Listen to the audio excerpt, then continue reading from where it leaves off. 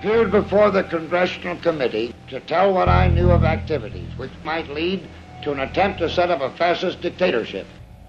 The potential for the disastrous rise of misplaced power exists and will persist. The very word secrecy is repugnant in a free and open society. And we are, as a people, inherently and historically opposed to secret societies, to secret oaths, and to secret proceedings. President Bush signed a formal agreement that will end the United States as we know it. And he took the step without approval from either the U.S. Congress or the people of the United States. The secret organizations of the world power elite are no longer secret. It's known as the Bilderberg Group. Could their objective be world domination? I'm Jim Tucker. I've chased Bilderberg for 30 years. I'll never give up the chase. Bilderberg plan for the whole world is nothing less than world government. I'm not comfortable with that at all. Who elected these guys to run the planet? They are the elitists. They feel they should run the world for their own selfish interests. Now we can see a new world coming into view. A world in which there is the very real prospect of a new world order. Bilderberg is making great progress toward a world government, and only an educated, informed public can stop them in their tracks. David Rockefeller admits in his own memoirs that he wants to destroy the United States. Right. He's a traitor. It's good to be back at the Council on Foreign Relations. As Pete mentioned, I've been a member for a long time and was actually a director for some period of time. I never mentioned that when I was campaigning for re-election back home in Wyoming. Let us never tolerate outrageous conspiracy theories.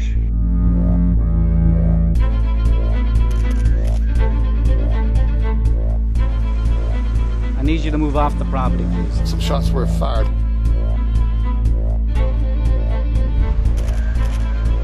There's Bilderbergers right there. The Trans-Texas Corridor is a vital part because we stop it here in Texas. We stop the new world order right here in Texas. This thing started here.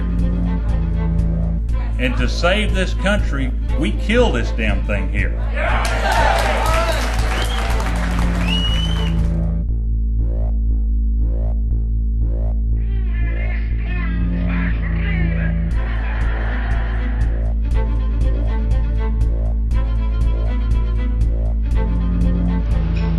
A chance for the President of the United States to carry out a phrase his father used, and that is a new world order. Your new world order will fall. Humanity will defeat you. The answer to 1984 is 1776.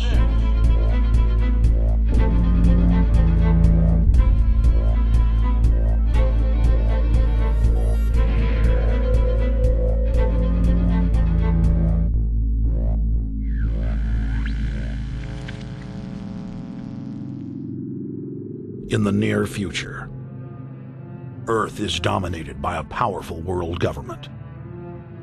Once free nations are slaves to the will of a tiny elite. The dawn of a new dark age is upon mankind. Countries are a thing of the past.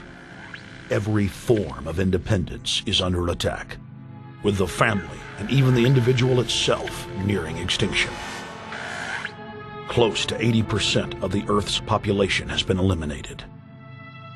The remnants of a once free humanity are forced to live within highly controlled, compact, prison-like cities. Travel is highly restricted.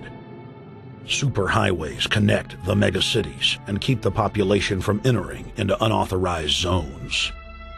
No human activity is private.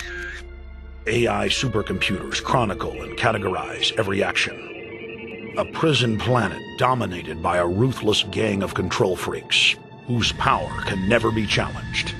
This is the vision of the global elite, their goal.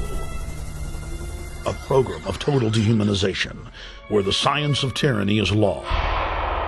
A worldwide control grid, designed to ensure the overlord's monopoly of power forever. Our species will be condemned to this nightmare future unless the masses are awakened to the New World Order master plan and mobilized to defeat it. Erected by a secretive group, the Georgia Guidestones are a testament to the elite's plan for a world religion, global laws, with a global court and army to enforce it. And set in stone, it is written that the population never rise above 500 million.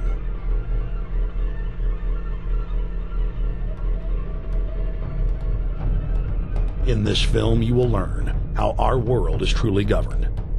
You will see how highly secretive roundtable groups interlock to form a global intelligence network. This group has been steering planetary affairs for hundreds of years. Now, in the final stage, they prepare for open world government. A goal tyrants throughout history have lusted after. Dr. Michael Kaufman is a published ecologist specializing in ecosystem research, forest ecology, and ecosystem classification. Dr. Kaufman played a key role in blocking the ratification of the Convention on Biological Diversity in the U.S. Senate. The concept of a New World Order has been around for centuries. It's been receiving tremendous play over the last half of the 20th century. George Bush, the first senior president, George Bush, used it a lot in his speeches and really implies that he really wants to see a order in which we have a universal or a global type of governance in which every human being on planet Earth is ultimately responsible to policies that are being formulated at the international level. It is a big idea, a new world order.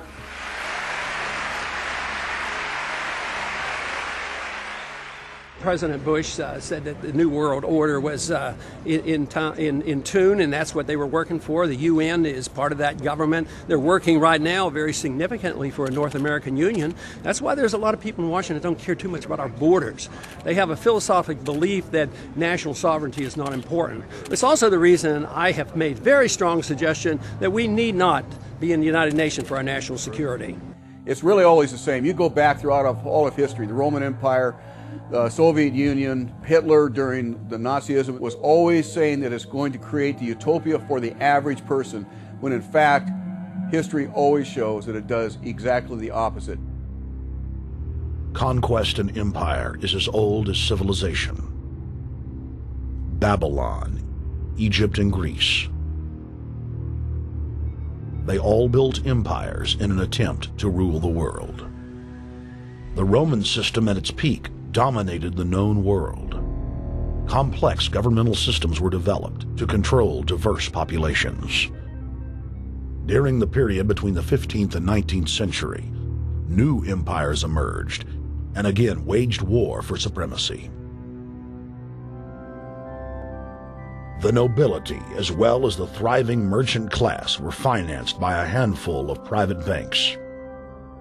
Many of the great money houses would hedge their bets and finance both sides of a war. Sophisticated intelligence-gathering networks gave the financiers a clear edge over the governments they were slowly gaining control of.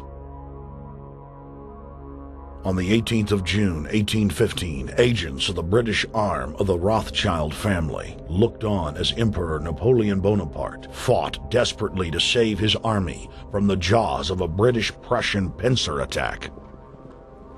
A Rothschild agent was able to get the news of Napoleon's defeat at the hands of Lord Wellington to Nathan Rothschild a full 20 hours before the news reached London.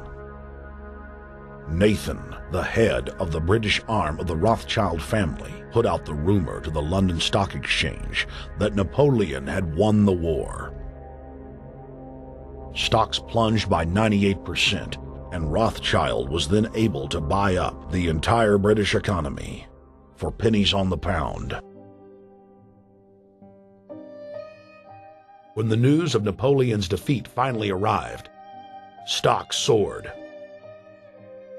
Britain was now the undisputed ruler of Europe, and Rothschild ruled England. The already dominant British Empire grew even more aggressive. Her troops and bureaucracy spread across the globe. the sun never set on Britannia's holdings. The banking cartel funded, in fact, since about 1800, they have funded both sides of almost every war. And of course, they're getting the interest off of the loans that they've given the various governments and the wars that they have actually helped stimulate and create. By 1900, Germany was a rising force and a leader of the Industrial Revolution. World War I, for instance, there was absolutely no reason to have World War I, except that it was an ideal opportunity for the banking cartel to make a pile of money by funding both sides of that particular war. On June 28, 1914, the heir to the Austrian-Hungarian throne, Archduke Franz Ferdinand, was assassinated while traveling in a motorcade.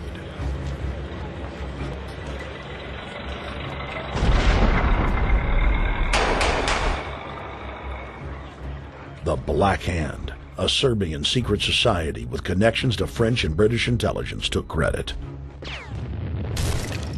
World War I had begun.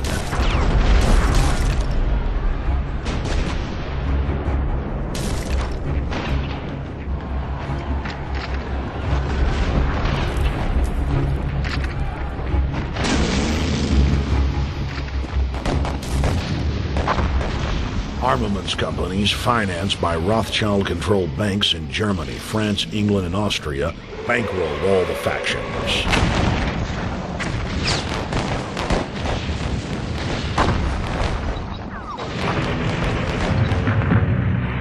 At least 20 million were killed in the war. It was a conflict so terrible the people vowed to never fight again. They dubbed it the War to End All Wars. Question is, why did they want war? Well, first of all, is money and power. But secondly, they wanted to create the League of Nations. They had this in their plans all along, and as a consequence, once the war was over or about to be over, they began to formulate this idea of a League of Nations so this would never ever happen again. Hundreds of years of practice made the British experts at hiding their empire behind puppet governments and councils. In the name of stopping all future conflicts, they proposed that countries would join a League of Nations. Their true intention was for the League to serve as a framework for world government.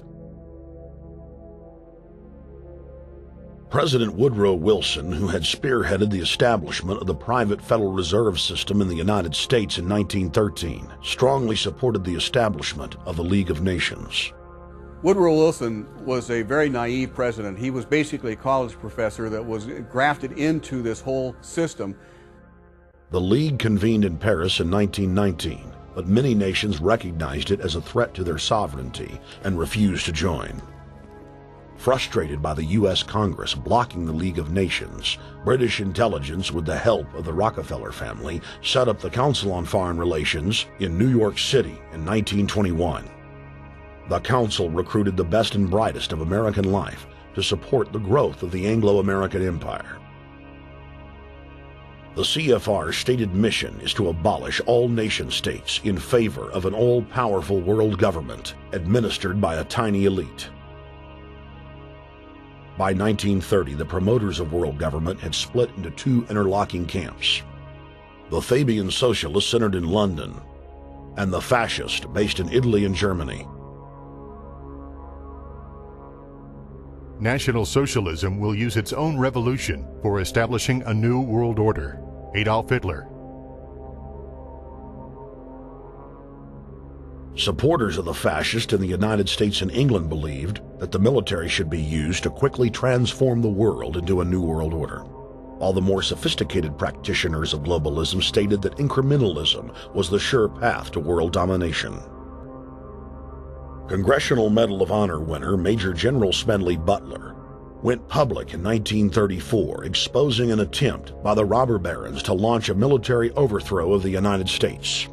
The war hero testified to the McCormick-Dickstein Committee in Congress that some of the most powerful men in America had tried to recruit him to lead a military coup so they could set up National Socialism in the United States.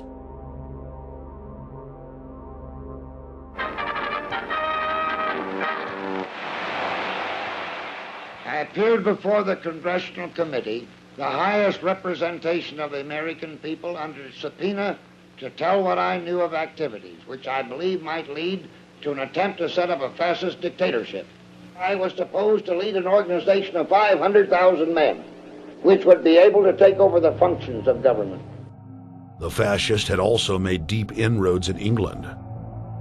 Edward VIII, King of England, was forced to abdicate the throne because of his public support for Hitler. Fast es sich dabei nicht nur das negative Problem der Bekämpfung dieser Lehre und ihrer Organisation handelt, sondern die Durchführung der positiven Aufgabe der Gewinnung des deutschen Arbeiters für den nationalen Staat.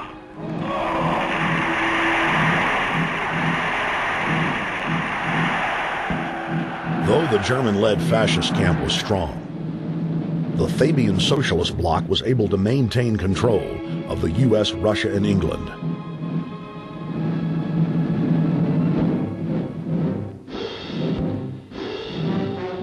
In the build-up to World War II, and during the conflict, the bankers again financed both sides, just as they had done with Napoleon.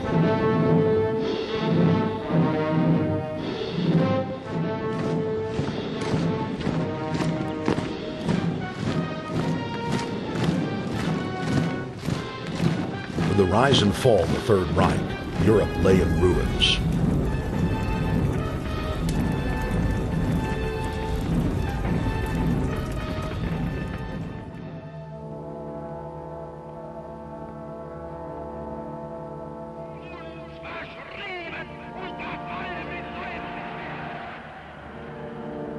Once again, the elite claimed that only global governance could save humanity from certain destruction.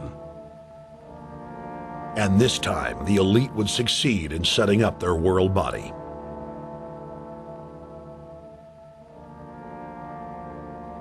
In April of 1945, at the Presidio Naval Base in San Francisco, the United Nations was founded by the victors of World War II. The United Nations complex was then built in New York City on land donated by John D. Rockefeller. Shortly after the elite established the United Nations as their base in the United States, the newly formed World Council quickly began work on the next phase in their plan, the incremental formation of continental superstates. The first step in their trilateral plan was the creation of the European Union. Unifying Europe had been tried many times and was extremely unpopular. Where Napoleon and Hitler had failed to accomplish their goals using force, the globalists would succeed using stealth. The British spearheaded the formation of the Council of Europe on May 5, 1949. The Treaty of London claimed to only establish trade ties between European nations, like NAFTA or GATT in North America. Its true intention was the formation of a European superstate.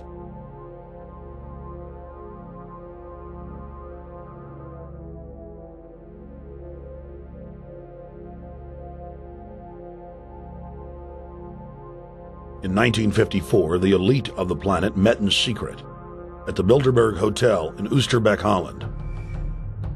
The Bilderberg Group would later admit that their mission was the formation of the EU. Once the EU was established, under the guise of trade deals, a North American Union and Asian Union would be formed. The three interlocking superstates formed the core of the global government, while the United Nations would serve as a world regulatory and enforcement body over the Third World subregions.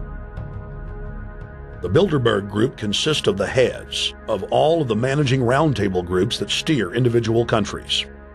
Picture the elite power structure of the world as a giant pyramid, with only the elite of the elite at the tip-top of the capstone. The group has been so secretive that until the mid-1980s, the controlled corporate media denied its existence. Into the late 1990s, coverage only consisted of rare one-line mentions.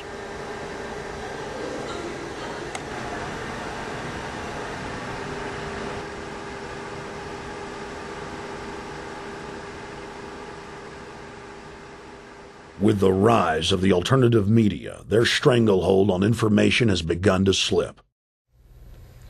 On the outskirts of the national capital today, black limousines with darkened windows converged on a hotel where private security guards imposed ironclad control.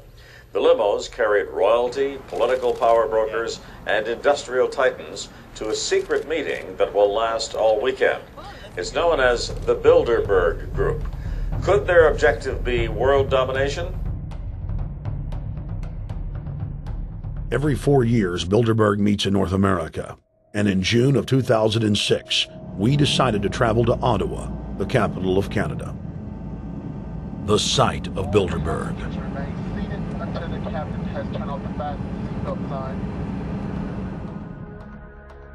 In Bilderberg's long history, many reporters attempting to cover the group have been harassed, detained, and even jailed. I jokingly reassured my cameramen that the horror stories we'd read about were probably exaggerated. I was wrong. We know reporters get detained at airports, people aren't let in. We know people get sent to the jailhouse for 3 or 4 hours. It happens every time. Well, it happened to Alex Jones this time. They admitted Bilderberg that they've had pressure put on them by the government to heighten security, and that's why all this happened. Yes, I was told that by 2 separate people. They scoured our records for hours yesterday and hours today, trying to find something on us, and of course there was nothing. It was just scary. I mean, I've been all over the world, and I've never seen anything like this. It was like hours of humiliation. And they said, "What are you here for?" And I said, "Well, I'm here to, cover the media, covering a political event. I hope to talk to some members of Parliament." I was answering all the questions. It was clear I wasn't a threat. It was clear I didn't have any criminal record. It was clear I was press. It was clear I was coming to interview people. They were going to deny me. They told me earlier that I was probably going to be denied, and then you guys showed up, and everything changed. So what's your plan now? My plan is to go out and try to interview Jim Tucker, try to go down to the Bilderberg Group and maybe catch some of them still arriving, and try to still make a documentary.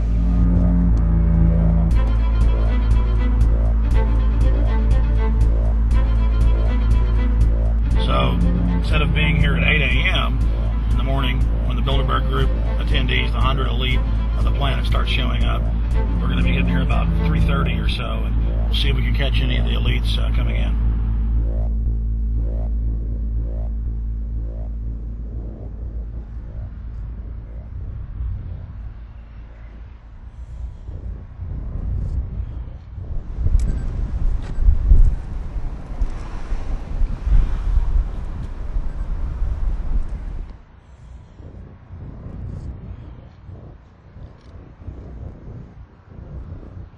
What do you think is on the agenda for this edition of the Bilderberg Society's annual meeting? They're debating the attack on Iran. They're talking about how to take out Hugo Chavez. They're talking about how to get their American Union in that destroys Canadian, U.S., and Mexican sovereignty. So we're talking about the death of Canada is what's happening in there right now. The death of your sovereignty is happening in there right now. CNN has even reported that these individuals have put out the policy reports through the Council on Foreign Relations that writes their scholarly white papers to end the United States, to end Canada, and to end Mexico. About 10 have come in. They've been coming in slowly in typically big black cars with what appears to be bulletproof glass, and we've got a few pictures of some of the people. We're being kept well back from the building by an awful lot of security people, but there'll be more security as this thing develops. Again, just a reminder to stay off the property, okay? I am. This is the line. We checked with the city. Thank you. Yeah. Okay. First Boston. That's the ex-president of Ireland? Maybe? Okay. Danny will know. I came here from upstate New York. I booked a room way in advance. When I checked in at 10 o'clock at night, they told me I had to be out at 8:30 in the morning. And so, of course, I complied to what they wanted. I wasn't happy about it because I had been tired. I drove quite a long way. Then I went down to have something to eat. And I just saw a bunch of security here, and I was wondering what was going on, and I asked questions. And they said they were having a wedding or they were having some sort of reception. So I decided to ask a couple more questions because I thought it was kind of weird. And then I saw them from my hotel window. They were in the back with flashlights looking at the trees, looking up through the trees, and they were also in front of the hotel combing. It looked like combing the hotel. So I kind of was wondering what was going on, and I left. I got up this morning. I checked out, and then the fellow that I spoke with, the last fellow I spoke with, said, "Well, you'll know all about it in the newspaper." Well, I didn't have to wait because there was a group of people out here telling me everything that was going on. They're not fooling anybody any longer when you've got this many cops, you know, and detaining Alex Jones at the border.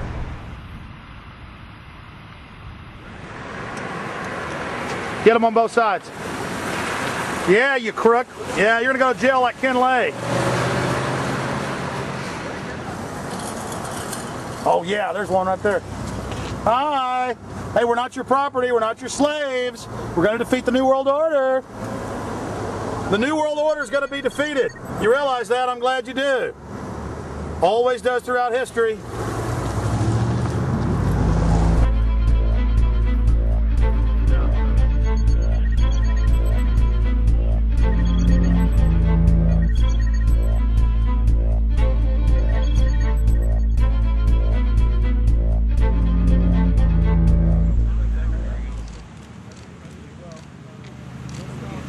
The boss. Boss is leaving.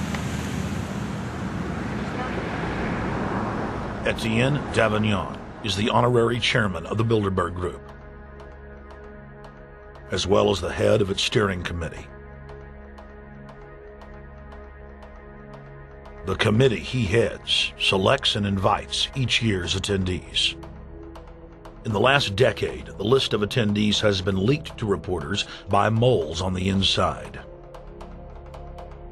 Veteran newspaper reporter Jim Tucker has been covering the Bilderberg meetings for over 30 years and has physically attended more than 20. We traveled back to our hotel to see if Jim Tucker received the 2006 list. First heard about Bilderberg in 1975, and I said, I don't believe it. That's not possible. Who in hell's Bilderberg? I spent 20 happy years with metropolitan newspapers. All the wires are clicking at my ear. That could not happen without me knowing about it. And the thing that first impressed me most was columns in 1957 by the late, great Westbrook Pegler, widely syndicated columnist. He wrote 2 lengthy columns about how approximately 100 leaders of international finance, heads of state, high public officials were meeting behind armed guards and closed doors on Jekyll Island, sealed off. What are these powerful internationalists doing? And why is it so secret? Why do they have armed guards outside? Why is it sealed off? The newspapers totally ignore it. Not a word. Total blackout in the United States. Since then, I've never stopped pursuing Bilderberg, or the whole international gangster organization led by Rockefellers and Rothschilds as they manipulate the world for their own selfish interest.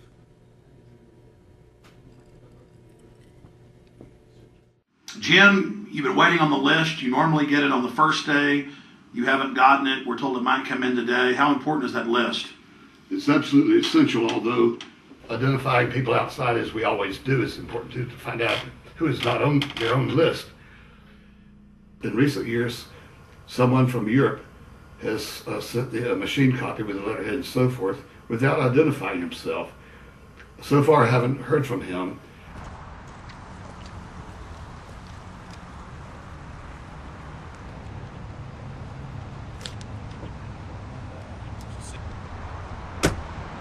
Well, Bilderberg assumed that name in 1954 at their first meeting as Bilderberg at the Bilderberg Hotel. It's a little bit like Shakespeare's As You Like It. They say to Shakespeare, what do you want to call this book? And he says, As You Like It, meaning whatever you want to call it. And they thought it was dictation, so one of his plays is called As You Like It, and the title has nothing to do with the play. So that's how the Bilderberg came by their name. Now, they had been meeting for half a century. The moneyed class had been meeting But they decide they have to meet systematically every year, well planned in advance, in addition to maybe other smaller meetings throughout the year. Sure this is the right turn, Jim? No. Let's see if we can start.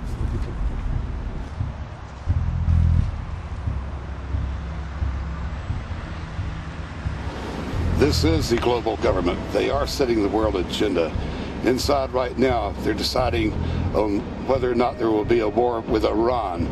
They're deciding whether or not taxes will increase, whether oil prices will be suppressed or increased. There's much more on the agenda that we'll be finding out in the fullness of time. But those are 3 items that are heavy on their list this year.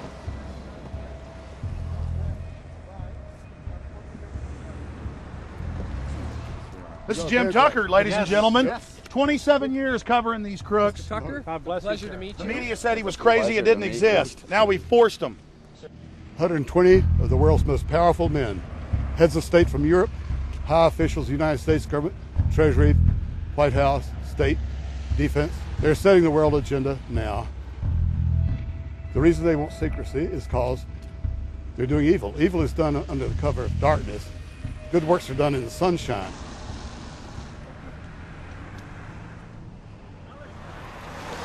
Hi, how you doing? Good. Get off the property, please. Well, Jim has some questions for you. I need you to move off the property, please. Okay. This is private property. Sure. It's a public sidewalk. Oh, yeah, we are cooperating. Thank you. Right onto the sidewalk. Yeah, there's no implication that we aren't cooperating. Right onto the sidewalk and stay there, please. Sure, yeah, thank you. Great. Jim has some questions for you. Again, I need you to stay right on the sidewalk. Yeah. Thank you very much. We actually checked with the city. The property line's actually right here. Also, that's good. Property line's actually right here.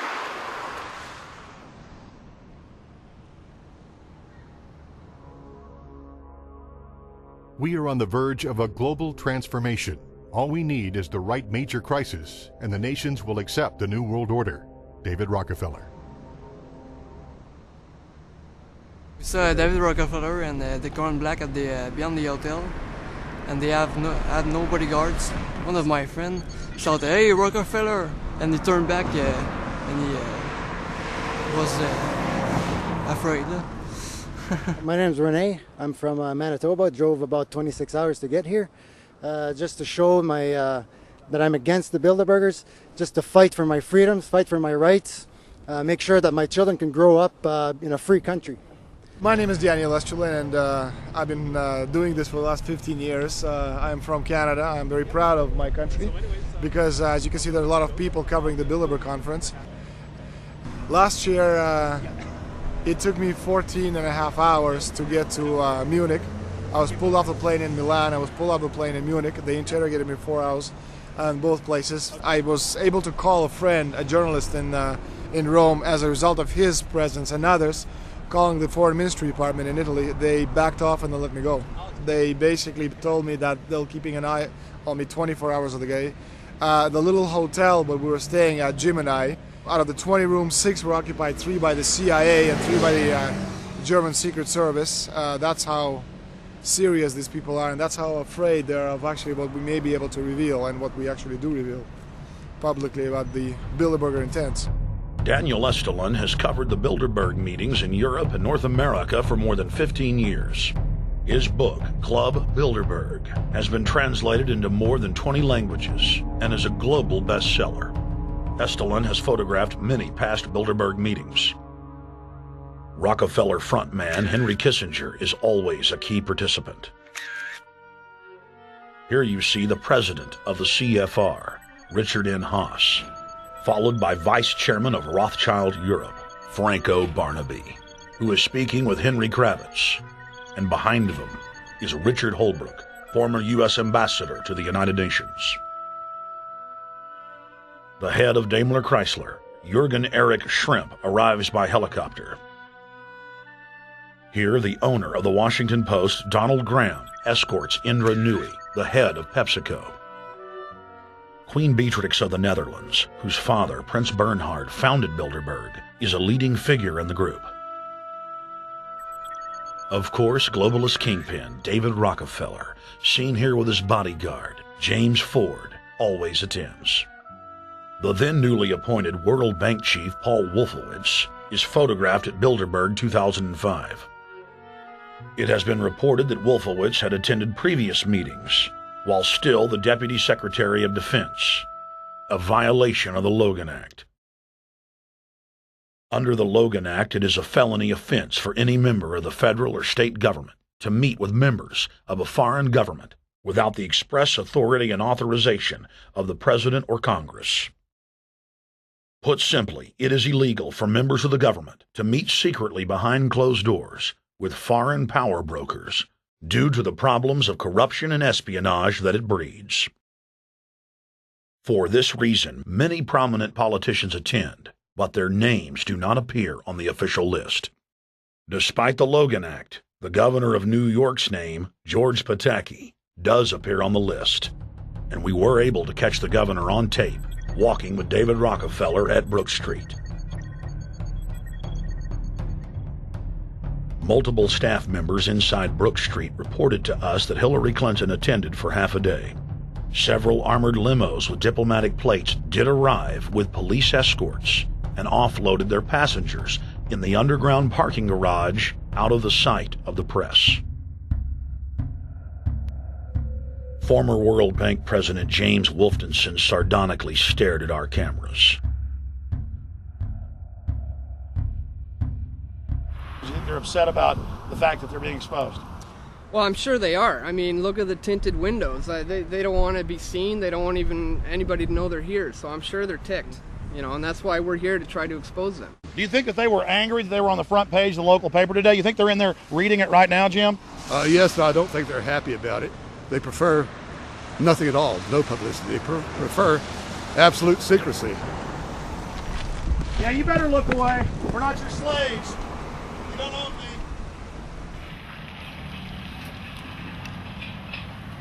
Did you get a list of the attendees and everything, or not? No, I've asked for one under a slight variation of my name, and I don't know if I'll get it or not. Also, it could happen today. For the last 3 years, I get back to the hotel. And there's a copy there waiting for you. For somebody who does not identify himself. I mean, I'm not just not revealing the source. I don't know the source myself. But a fact, because they want the Bilderberg letterhead on it, and makes a nice memento. Perfect. Alex. Yeah. That's Chalabi, eh? You think Chalabi? No, I don't think. I know. It looked like Chalabi, and it was a fat guy. Yeah. That was Ahmed Chalabi? Yeah. Oh my God, then they're really going to attack Iran. Because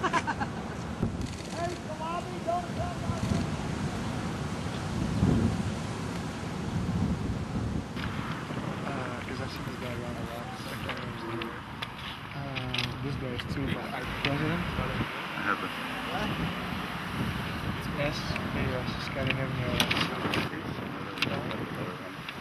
Adrian Woolwich. Over the last couple of years, they've been reeling with the amount of leakage that they've been experiencing, so it's getting harder and harder. But again, it will never get too hard for us because of the sources that we have inside are top-notch sources. People who are actually working for them, the Secret Service, the second layer, people in the Bilderbergers, the clerks, the administrative office, they're there. They are our eyes and ears, and every time there's something out, we always get the information. That's Francisco Pinto Balsamao. I think that's the Queen. It's the Queen. Oh my God, you can't miss her earrings. You see her? Yes. Oh my God. The Queen of Holland. What usually happens, the Secret Service guys who are protecting the Bilderberg delegates, the staff, the cooks, the chefs, when they actually get to see and to hear what some of these nasty people are talking about, they're the first ones to look for us and the first ones to make sure that we get the information from the meeting. We're very rigorous with information that does come out. We double, triple, and quadruple confirm the sources, make sure that all the information checks out. A lot of the stuff, the Bilderbergers have planted information, make sure that this disinformation nullifies the accuracy of the reporting, which is why we never publish the first thing we hear.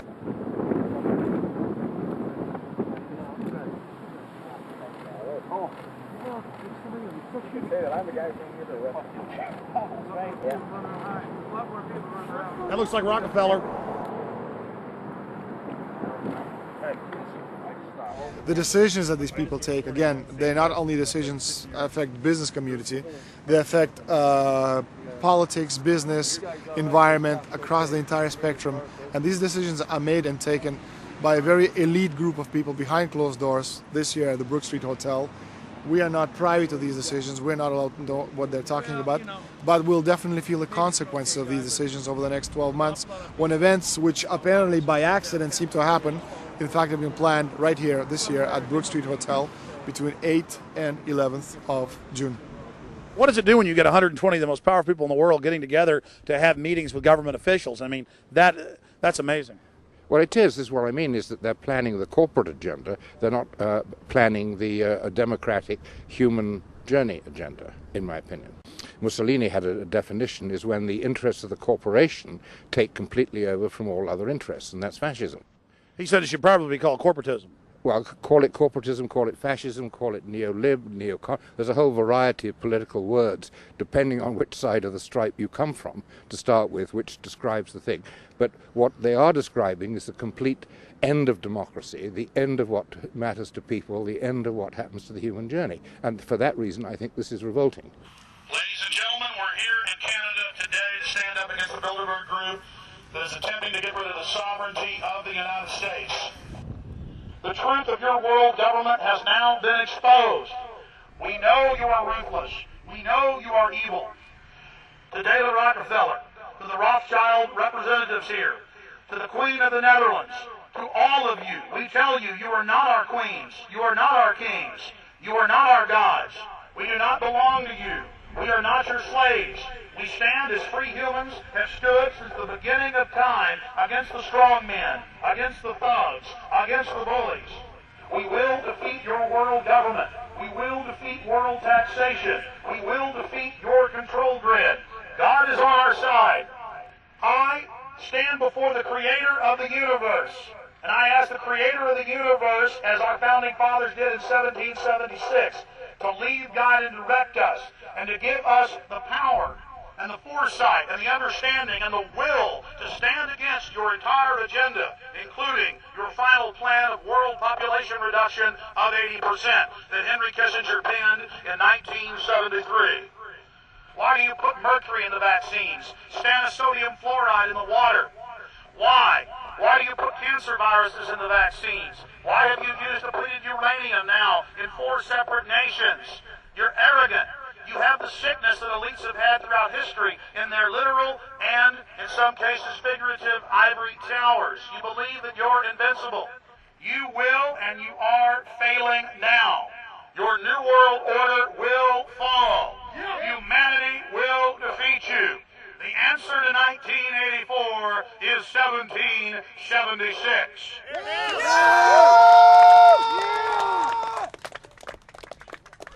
Bilderberg is an elite organization, and the way it works, the protocol of the meetings is the staff, after they're vetted out, they're told exactly how they're supposed to behave themselves, meaning that they can never address the attendees, they can never speak to them unless they're spoken to first, they can never look them in the eye.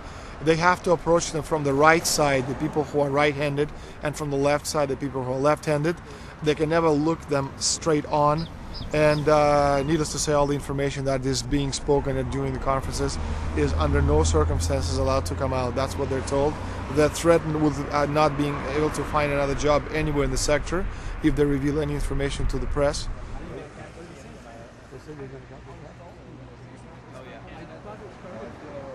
Richard Holbrooke? Ambassador Richard Holbrooke thought the peasantry wouldn't recognize him if he took a stroll off the grounds of Brook Street.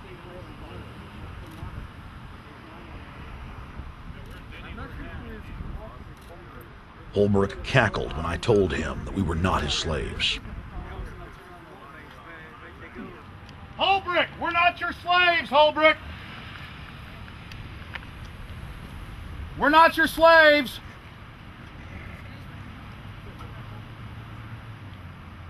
Holbrooke, we don't belong to you. We're not your property. Get back on the sidewalk.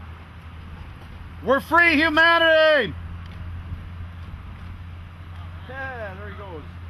Howard. They love it. They love it.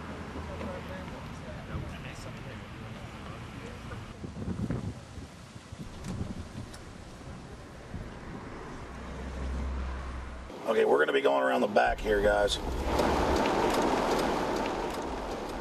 Hey guys, how you doing?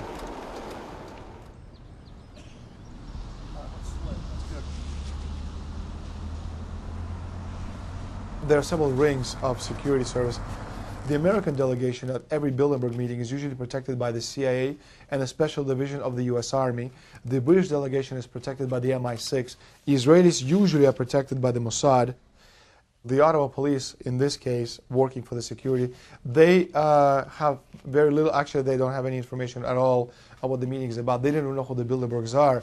Then there's an elite private firm protecting the perimeter, doing all the dirty work, such as shooing off the photographers and bothering the protesters. But you know, that's like piddly stuff. All the heavy stuff is done by the security service, such as the CIA, MI6.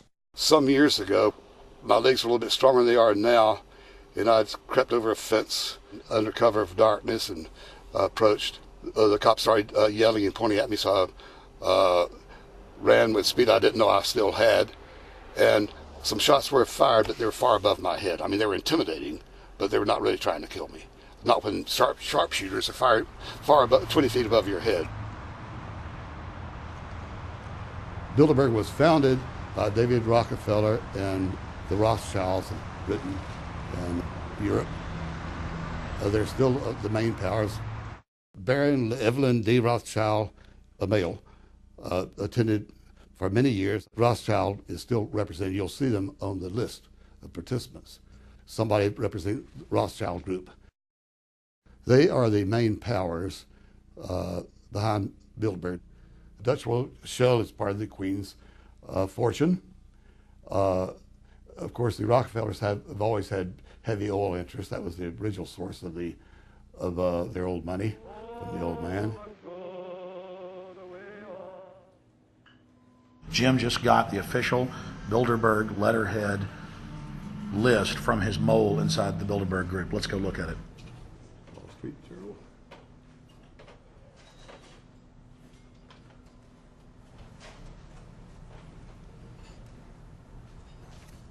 So Jim, you got the list. Yeah.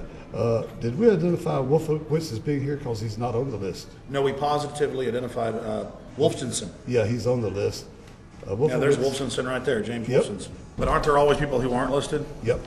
Over the years, we've identified like sometimes one, sometimes three people who are not on their own list who have attended.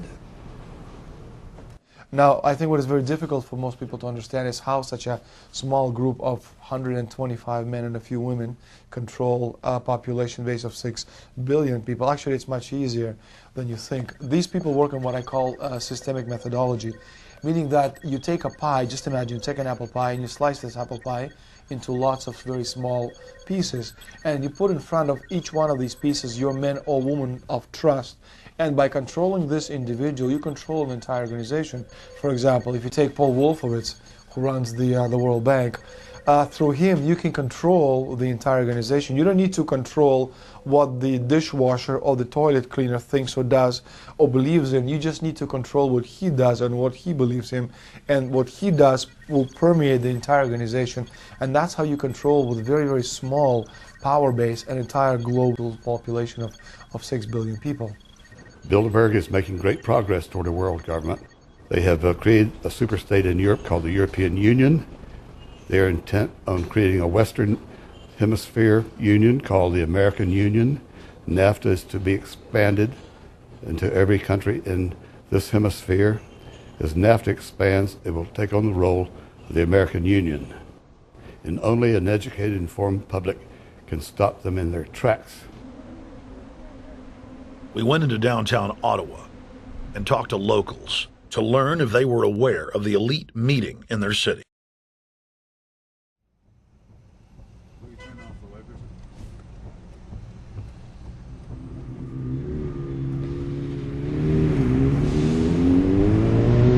Hey guys, attention just for a second. I just need to tell you that a group just met here in Canada and they're trying to get rid of your sovereignty, merging you with the U.S. and Mexico. See, it's not funny, I'm serious. And your news isn't going to tell you about this. This is deadly serious, so I'm just letting you know and I'm telling you about it. As they say, they are the guys that run the world. They make the decisions for we, and we just carry it out. Sir, did you hear about the Bilderberg Group meeting here in town, the 120 most elite people in the world? No. Hey, did you know that the elite's meeting here in town right now? Have you heard about it? 120 crime bosses? None of you heard of it? None of you guys have heard of the Bilderberg Group? They're meeting right now. In the city, around 10% of the people were aware of the New World Order agenda. When we traveled to Parliament, close to half of the people we randomly spoke to were informed.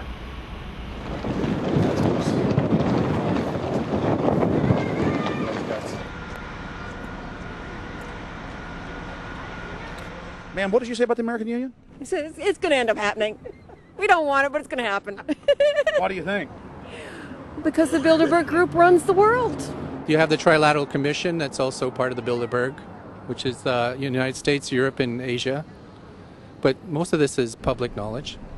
Nobody wants to believe that there are conspiracies, that world leaders are already elected before they're voted on.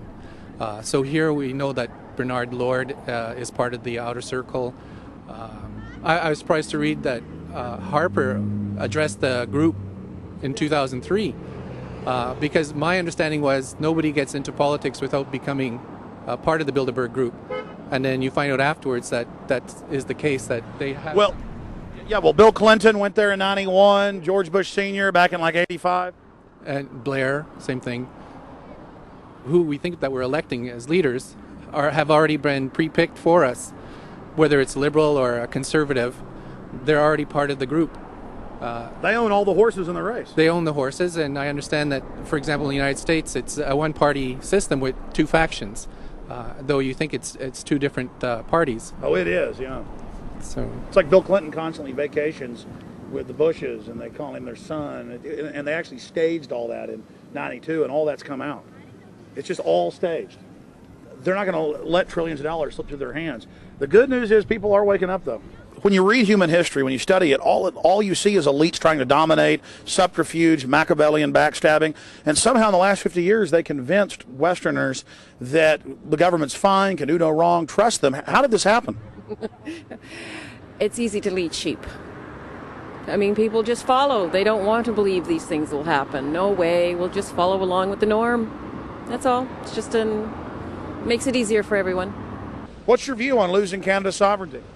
I like this country to stay as it is, and I love the United States to be there.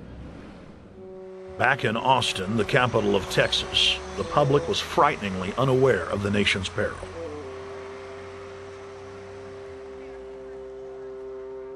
Have you heard about the North American Union? Not really, no. I don't watch TV. No, I haven't. Interesting. I was not aware of that. I don't know exactly what you mean, so... I don't think there's going to be a merger of the three nations. No, I have not. No. No, I didn't know this was happening, so... Yes, I have. Oh, you have heard about it? Yes. After that big rally the other day, don't know about it? I don't know about anything. No, I have not. Have you heard of the European Union? I have, yes. Are you aware of the European Union? Oh, yeah, of course. Have you heard about the European Union? Heard about them. Do you know about the European Union? No. Europe, 15-member group expanding? A what? 15 nations of Europe merging in 2000. Whatever. For over 50 years, the Bilderberg Group constructed the European Union by stealth under the guise of trade deals. Now the elite are using the same secretive program to complete the North American Union. But this time, superstate integration is on the extreme fast track. International agreements like NAFTA, GATT, and APEC were just stepping stones in the formation of the NAU. The North American Union was officially born at Baylor University in Waco, Texas, on March 23, 2005. The leaders of the United States, Mexico, and Canada told the press that they were only meeting to discuss trade. It soon leaked that a secret meeting had been held during the Security and Prosperity Trilateral Summit. The three governments had refused to release the secret agreement to the people. In September of 2006, their treasonous operation was blown wide open. From September 12th to September 14th, in Banff, Canada, hundreds of elected and appointed government leaders from Canada, Mexico, and the United States met in secret. On the last day of the conference, someone inside the secret North American Union Forum leaked the agenda. The front pages of newspapers across Canada carried the story. The Judicial Watch Foundation submitted Freedom of Information Act requests to obtain the full agenda and minutes of the secret assembly. Many federal agencies refused, citing national security. The foundation finally succeeded and did receive thousands of pages of documents. The documents marked unclassified are the blueprints of a shadow government ruling by bureaucratic and executive fiat. The pages chronicle an already operating North American Union. Transportation, law enforcement, agriculture, regulation, banking, manufacturing, construction, education, immigration, and even the military are being merged with no input from the people or their elected representatives in Congress and Parliament. One of the first items on their agenda was to stress how important it was that their plan, quote, be carried out by stealth. The controllers also talked about exploiting the public's fears of climate change to push a continent-wide tax to fund the new government. Globalist tool Robert Pastor is incessantly paraded on the world stage as the man behind the North American merger. When he testified before Congress, he pushed the idea of a continental security perimeter that erases national boundaries and merges the security apparatus. The best way to secure the United States today is not at our two borders with Mexico and Canada, but at the borders of North America as a whole. In fact, the North American Command, based in Colorado Springs, Colorado, was clearly running the meeting in Canada. For the past decade, the Pentagon has been training with Mexican and Canadian forces and has openly discussed using them inside the United States for disasters and to quell domestic unrest. There are already over 100,000 non-U.S. citizens serving in the U.S. Armed Forces. The Pentagon is now expanding its recruiting centers in Mexico, the Philippines, and Eastern Europe. Big city police departments nationwide are lobbying to change laws so they can recruit non-citizens to join the police force. What we are witnessing is a Red Dawn scenario in slow motion. Tyrants throughout history have brought in foreigners to oppress their domestic populations.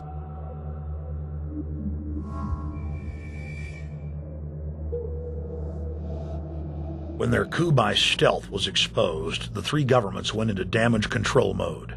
The Security and Prosperity Partnership quickly staged a show summit that was held in Ottawa, Canada in February of 2007. It is the only way that we can achieve security and prosperity for our people is through this cooperation. We actually occupy one physical space, the North America. We've also had a chance as foreign ministers to talk about how we cooperate in the region and indeed in the world. Protesters who were upset about losing their countries and freedoms were not tolerated. A couple of weeks ago, an Al-Qaeda supposed whatsoever. The Security and Prosperity Partnership has been signed without any sort of parliamentary debate. Globalist publications have been open with their frustration that the population has not bought their latest PR stunt. As integration inside the European and American unions accelerates, the superstates themselves are being merged. On April 30th, 2007, a summit was held at the White House. The Security and Prosperity Partnership's secretive approach had alarmed the public. So this time, President Bush, German Chancellor Merkel, and EU Commission President Barroso hid their treachery in plain sight. Thank the Chancellor and Josie very much for the transatlantic economic integration plan. And for that too, we need to develop a common market, common standards. So this is indeed a very important agreement, an agreement that also brings with it a Transatlantic Economic Council to be a permanent body with senior people on both sides of the Atlantic that will look at all those issues in a concrete manner, in which way we can make it move forward. The BBC reported that the US and EU had agreed on a single market. By announcing a new economic community integration, they were simply repeating what had been done in America and the EU on a larger scale. The accord states that the two blocs will aggressively push regulatory convergence in more than 35 areas, from financial services, intellectual property, military, education, mergers and acquisitions. They also agreed to jointly push a global carbon tax. We recognize that we have a problem with greenhouse gases. We agree there is a global threat, it's a serious threat. We agree there is the need to establish a limit to greenhouse gases. We need to discuss the possible pricing of CO2. How can we translate this into a market economic compatible scheme? We have agreed to establish a high-level group, a forum.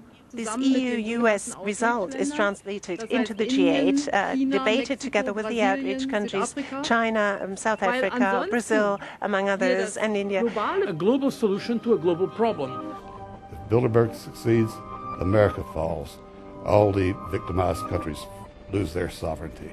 Bilderberg is not a person, it's not an idea, it's an ideal, a very powerful group of people working together and from the positions of ultimate and absolute power, destroying every constitution on earth, no matter how powerful the constitution of the nation is. That's what these people do. The African Union arose out of the African Economic Community, set up in the early 1980s. The African Union is financed by a consortium of international bodies, governments, and corporations. The African Union Army serves as an enforcement arm for the New World Order's exploitation of Africa. In Asia, APEC and ASEAN have announced plans to form the Asian Union, consisting of Asian and Pacific nations, having more than 3 billion people within its borders. APEC will become the Asian Pacific Union, and the world is to be divided into 3 great regions for the administrative convenience of the world government in which the UN is to evolve. As the unions form individually, they are simultaneously merged to form the first planetary government. They're trying to destroy every nation on earth which is trying to promote progress, because these people basically they are landowners. They don't need progress because they control the land.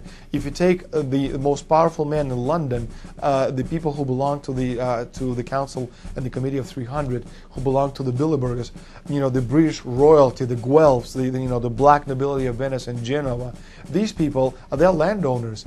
The New World Order is the Old World Order. I mean, it's just the names have changed, the appearances have changed, but the concept hasn't changed. The idea is still to bring the men back, kicking and screaming back to the Middle Ages, post-industrial age world order.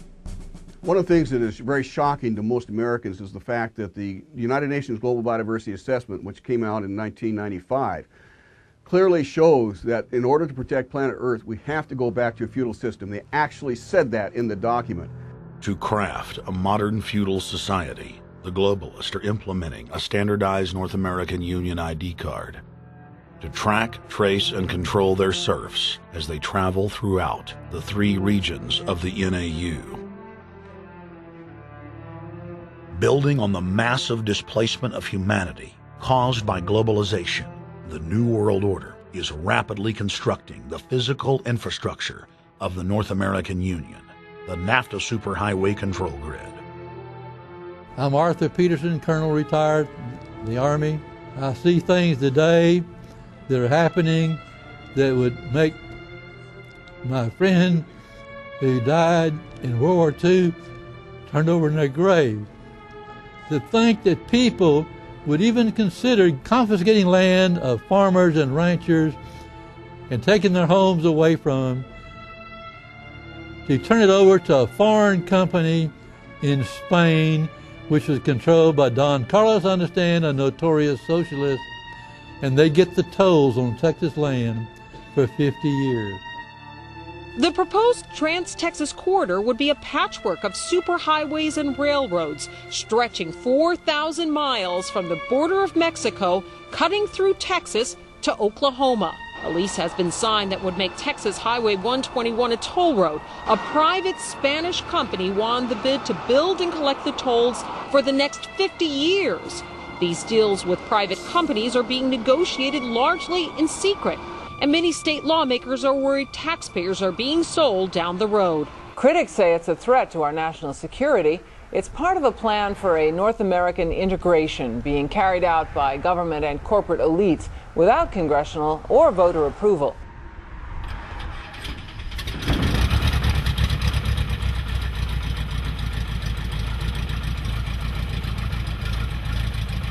We took to the air over central Texas to get a bird's eye view of the Trans-Texas Corridor, which is under construction and will form the heart of the Trans-NAFTA superhighway system.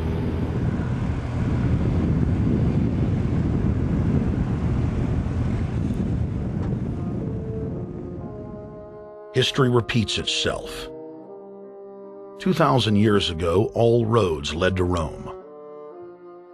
Rome constructed and maintained more than 10,000 miles of roads throughout its empire. The roads were used to project Roman military power, to control commerce, and to bind the nations and peoples they ruled. Rome also demanded tribute. Roman subjects from Albion to Judea were forced to pay a tax to use the roads.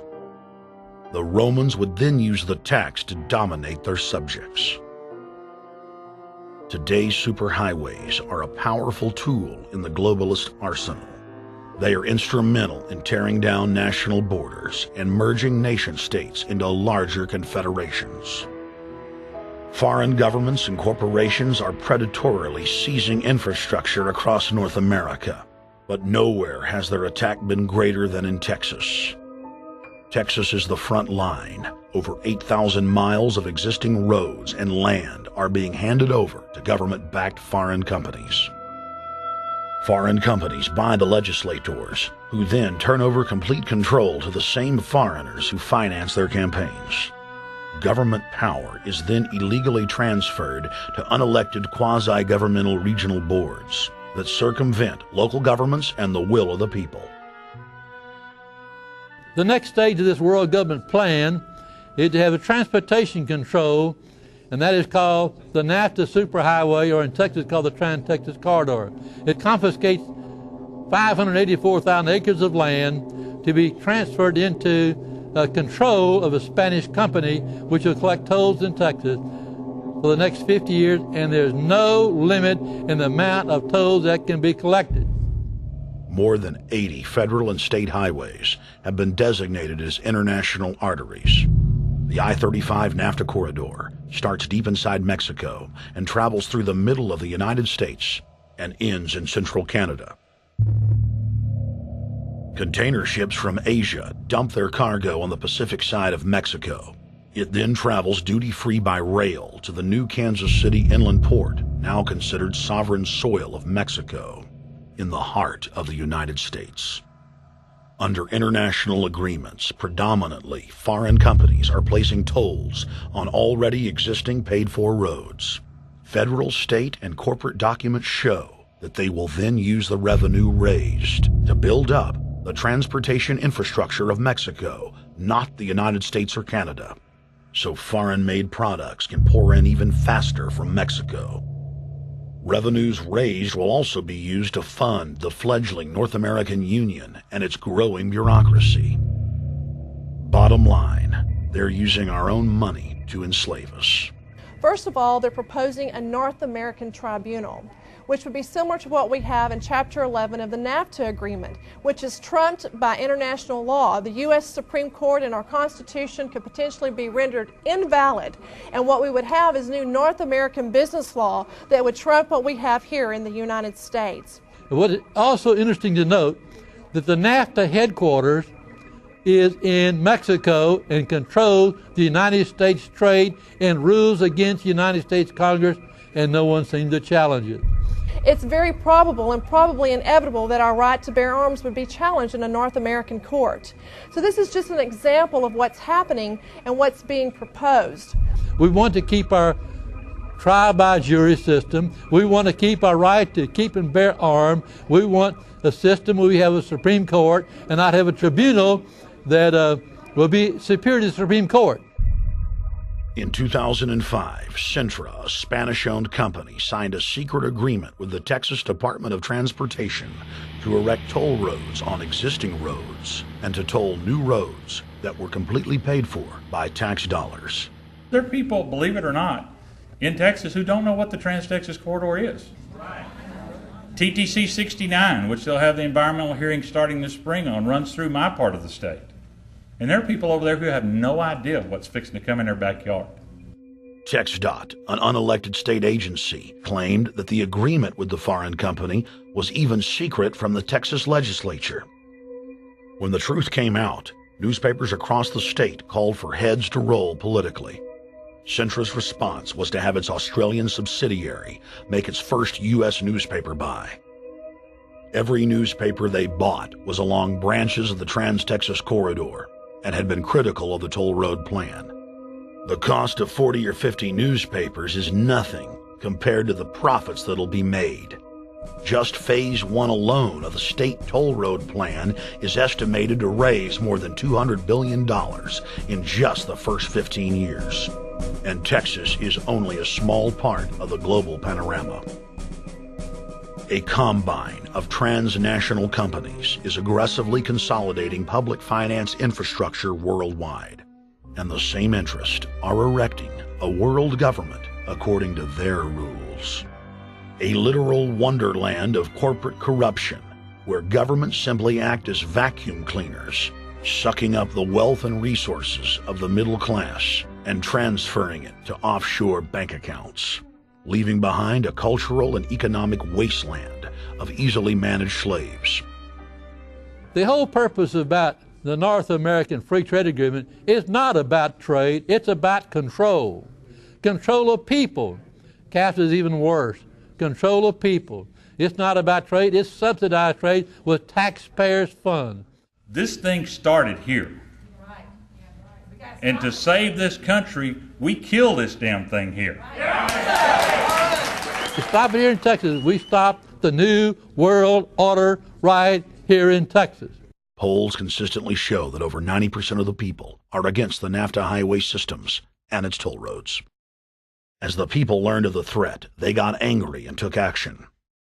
Our ranch is part of the original Spanish land grant, and I would love to not have to give it back to Spain.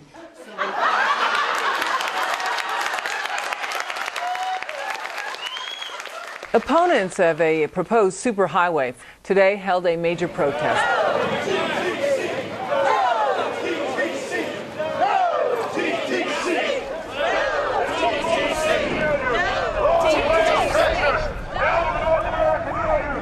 A majority of Texas counties have voted to resist the plan for a North American Union and have vowed to block the construction of its infrastructure. Heck, we already know in a law that was passed by a subservient United States Congress, where practically nobody in the entire Congress stood up and said no, they've already passed a law saying all their driver's licenses are going to be chipped. Well, I'm telling you right now, I'm not going to carry in a driver's license that's got a chip in it so Big Brother can watch everywhere I go and see everything I do. No, no, hell no. No, all of it. No, no. We, the people, own this plot of ground. We, the people, own those trees there. We, the people, own our beautiful Texas, and we are not going to let a bunch of crooks and robber barons take our beautiful Texas away from us. Hell no! Hell no! No, no, no!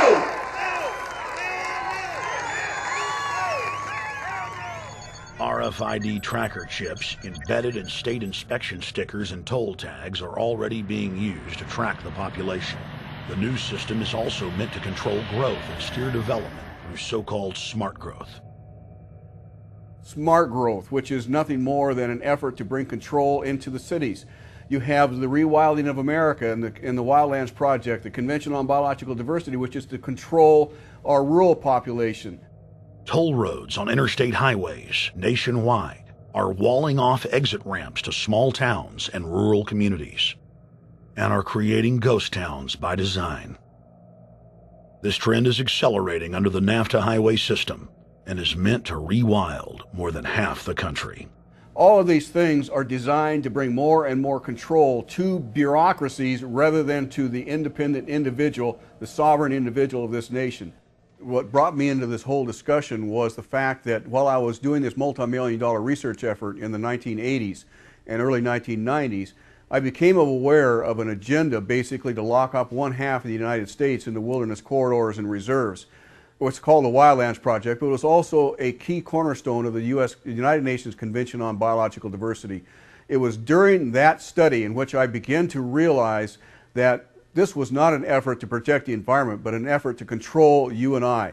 They were dividing the United States up into little compartments in which they would rip out roads, which they would rip out whole communities and put them back in the wilderness.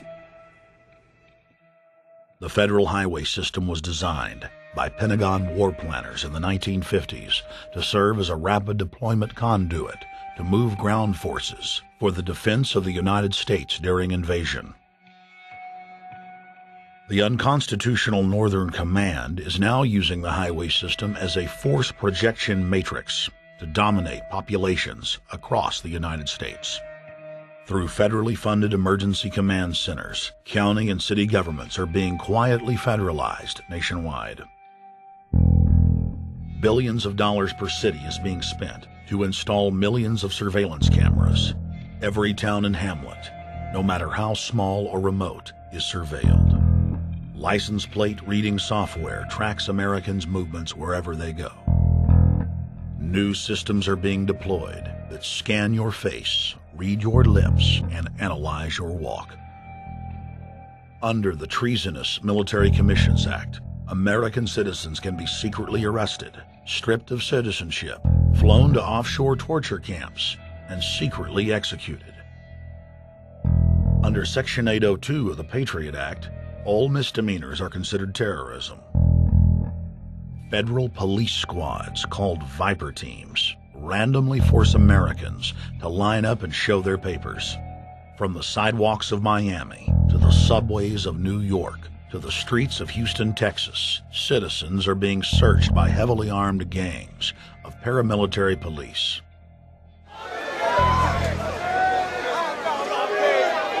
Where's the van? Are we even supposed to be coming in the street? Come on, guys, come in, come in. Yo, can you get that camera off of us, sir? Sir, can you get that camera? United States, First Amendment. All right, but you can get that camera. I'm saying get the camera out of my face. That's what I'm saying. You're on the streets of New York. So what does that mean? I'm saying get that camera out of my face. That's what I'm saying. It's a free country. Fuck wrong with It's a free country. Get this damn camera out of my face. Hey, this isn't Nazi Germany. There's no camera in your face. God. Hey, move to Russia, okay? Yo, Sarge. We can have cameras on the streets. I said get it out of my face. Your guy starts cussing at us out of the blue. I said get it out of my face. That's what I'm saying. It was never in your face.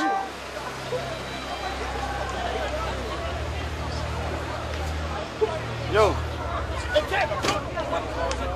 Long before 9/11, the Pentagon was aggressively violating the federal law that bars the military from policing the American people.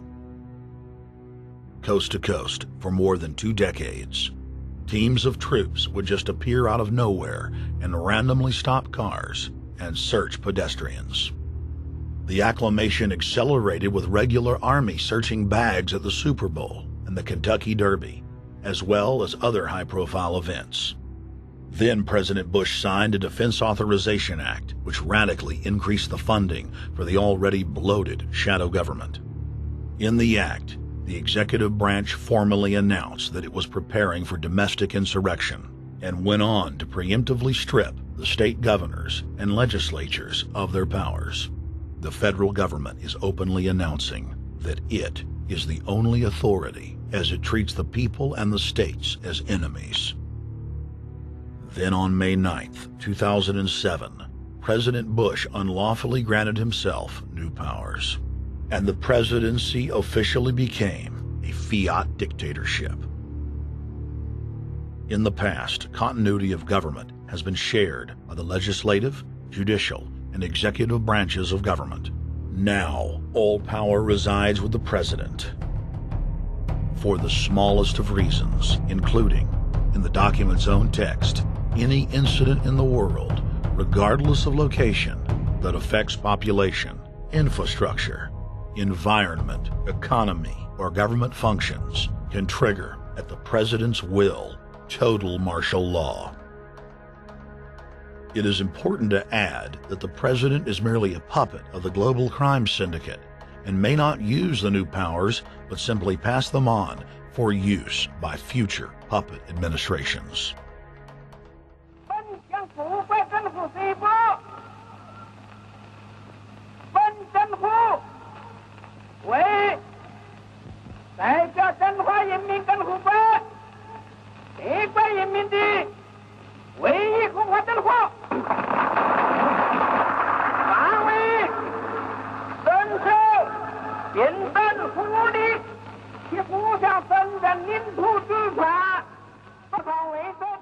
Приобретена эта победа. Не забывайте принесенных вами жертв. You must teach people to love their leader. This is the only most important.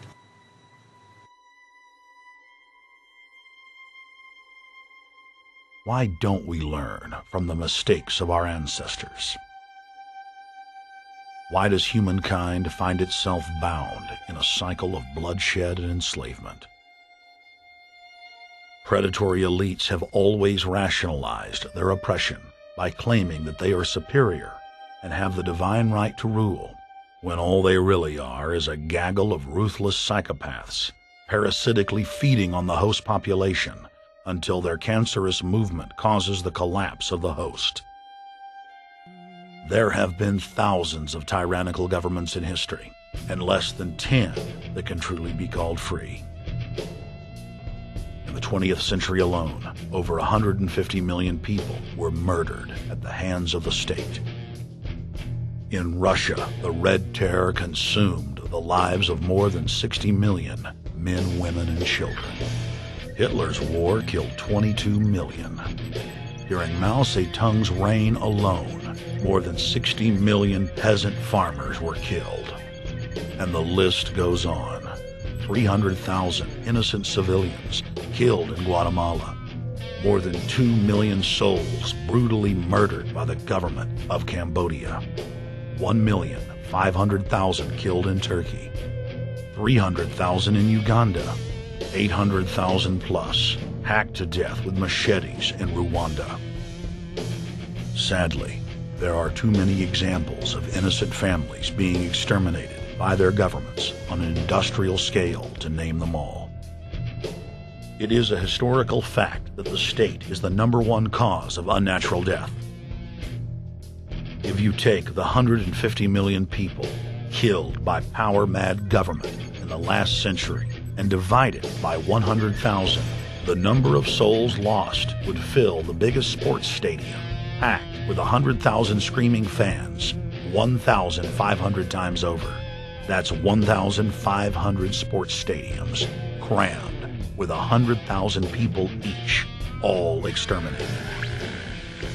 For those who think it can't happen here or won't happen to them, you have been warned.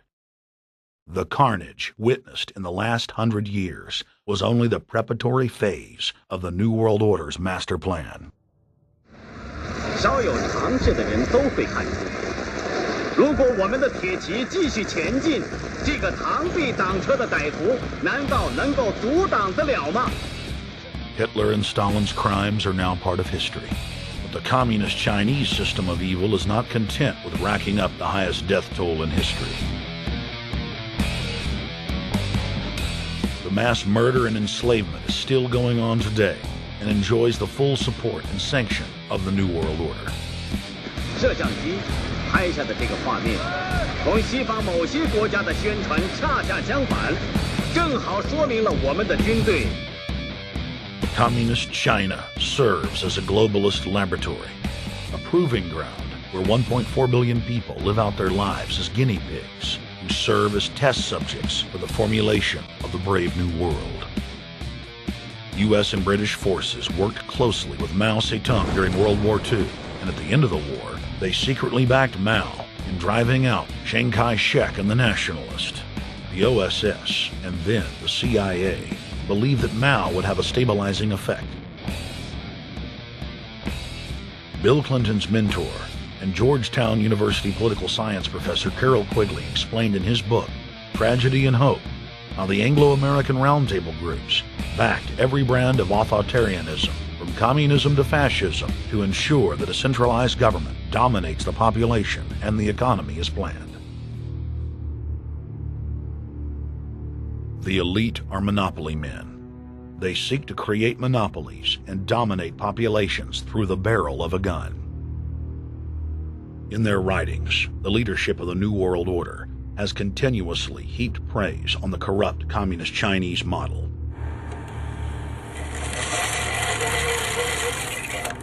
In August of 1973, in an article written by David Rockefeller for the New York Times, Rockefeller openly lauds and endorses Mao Zedong's actions, while celebrating their command and control system. Whatever the price of the Chinese Revolution, it has obviously succeeded not only in producing more efficient and dedicated administration, but also in fostering high morale and community of purpose. The social experiment in China under Chairman Mao's leadership is one of the most important and successful in history. David Rockefeller, New York Times, August 10, 1973. Communist China is the model, planned society for the New World Order. China has received more United Nations awards for its policies and form of governance than any other nation. In the eyes of globalist planners, authoritarian China is the future. China adopted the dreaded one-child policy due to lobbying from a consortium of eugenics organizations, which includes Planned Parenthood and the United Nations. Couples that have more than one child face heavy fines and imprisonment. The practice of forced abortion in China, coupled with the cultural desire to have a male child, has plunged China into a deepening crisis where there are 30 million more men than women. The Chinese police state ruthlessly crushes all forms of dissent. Underground churches, Falun Gong practitioners, striking factory workers are all sent to forced labor camps. Their blood and tissue types are cataloged in preparation for organ harvesting. The Chinese government then sells the prisoners' organs to the highest bidder on the world market. If a wealthy patient chooses to fly into China, the prisoner is killed and the organs are implanted. If the organs are being flown out of the country, a mobile execution van extracts the organs on the way to the waiting aircraft. The social engineers of China aggressively euthanize the elderly and disabled. China is merely following the globalist blueprint for the world. The same system of total dehumanization is quietly being phased in worldwide. Depopulation should be the highest priority of foreign policy towards the Third World. Henry Kissinger, 1974. There's a need for a new world order, but it has different characteristics in different parts of the world. Now, none of this may succeed this time, but this to me is sort of the outline by which someday, in the next few years, a solution will emerge. Where does this mindset come from? Why do the elites kill the largest masses of people when no one is resisting them, when they've already attained total control? What ideology drives the elite psychopath? Since Plato's time 2,400 years ago, state planners have openly proclaimed their desire to control every detail of the commoner's life. From breeding programs to mass extermination of undesirables, the dark dream has continued on for millennia.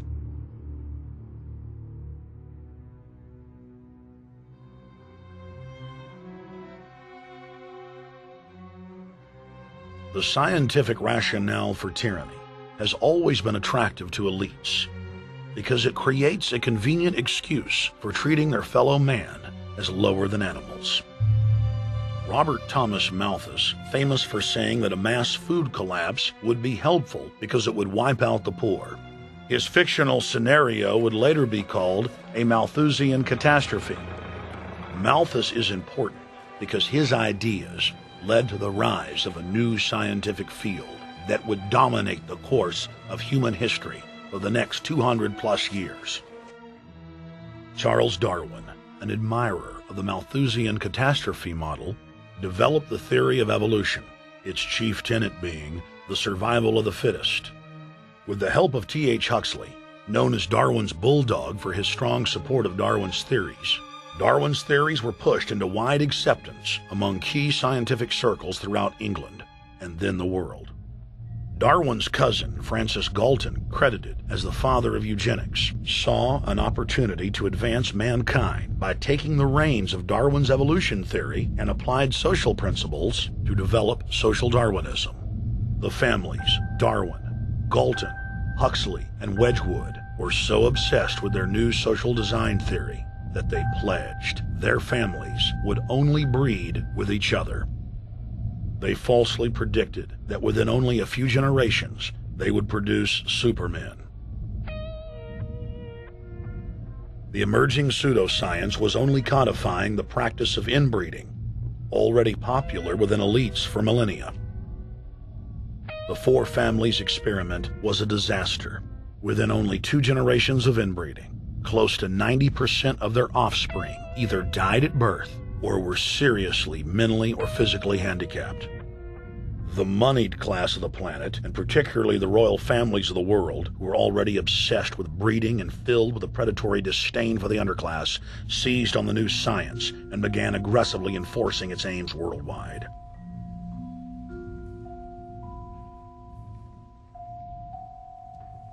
Biometrics appears to be a new science, but it was actually developed by Galton back in the 1870s as a way to track racial traits and genetic histories, and as a way to decide who would be licensed to breed. In 1904, the Cold Springs Harbor Research Facility was started in the United States by eugenicist Charles Davenport with the funding of prominent robber barons Carnegie, Rockefeller, and Harriman. In 1907, the first sterilization laws were passed in the United States. Citizens with mild deformities or low test scores on their report cards were arrested and forcibly sterilized. You're 17, aren't you, Alice? Yes, but what have you done with my folks? Well, we're trying to help them, Alice, and you too.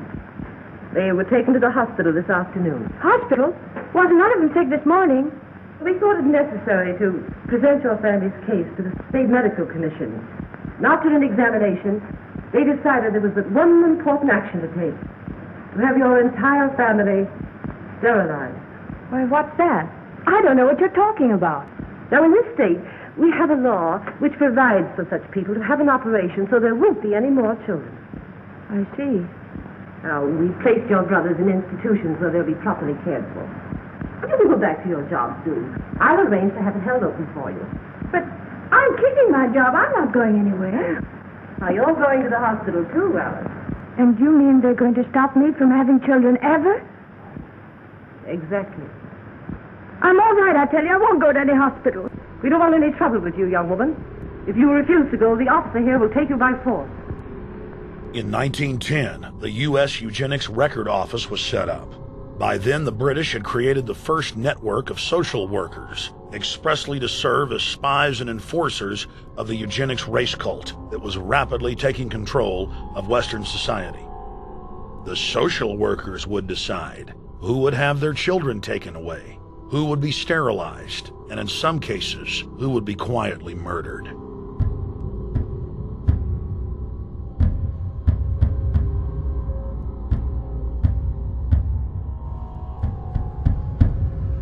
In 1911, the Rockefeller family exports eugenics to Germany by bankrolling the Kaiser Wilhelm Institute, which later would form a central pillar in the Third Reich. At the 1912 International Eugenics Conference in London, eugenics becomes an international craze and gains superstar status. The futurist and best-selling sci-fi author H.G. Wells had studied biology under top eugenicists and was spreading the new faith worldwide. In 1916, H.G. Wells' lover, Margaret Sanger, starts her promotion of eugenics in the United States. In 1923, Sanger receives massive funding from the Rockefeller family. Sanger wrote to fellow eugenicist Clarence J. Gamble that black leaders would need to be recruited to act as frontmen in sterilization programs directed against black communities. In 1924, Hitler pens Mein Kampf, or My Struggle, and credits U.S. eugenicist as his inspiration. Hitler even wrote a fan letter to American eugenicist and conservationist Madison Grant, calling his race-based book, The Passing of the Great Race, his Bible. Hitler developed the plan for mass extermination of the Jews and what he called other sub-races, as well as the handicapped, from Grant. By 1927, eugenics hit the mainstream. The so-called science was aggressively pushed through contests at schools, churches, and at state fairs. Churches competed in contests with big cash prizes to see who could best implement eugenics into their sermons. Major denominations then tell Americans that Jesus is for eugenics. That same year in the United States, more than 25 states passed forced sterilization laws, and the Supreme Court ruled in favor of brutal sterilization policies. When Hitler came to power in 1933, one of his first acts was to pass national eugenics laws, modeled after laws in the United States.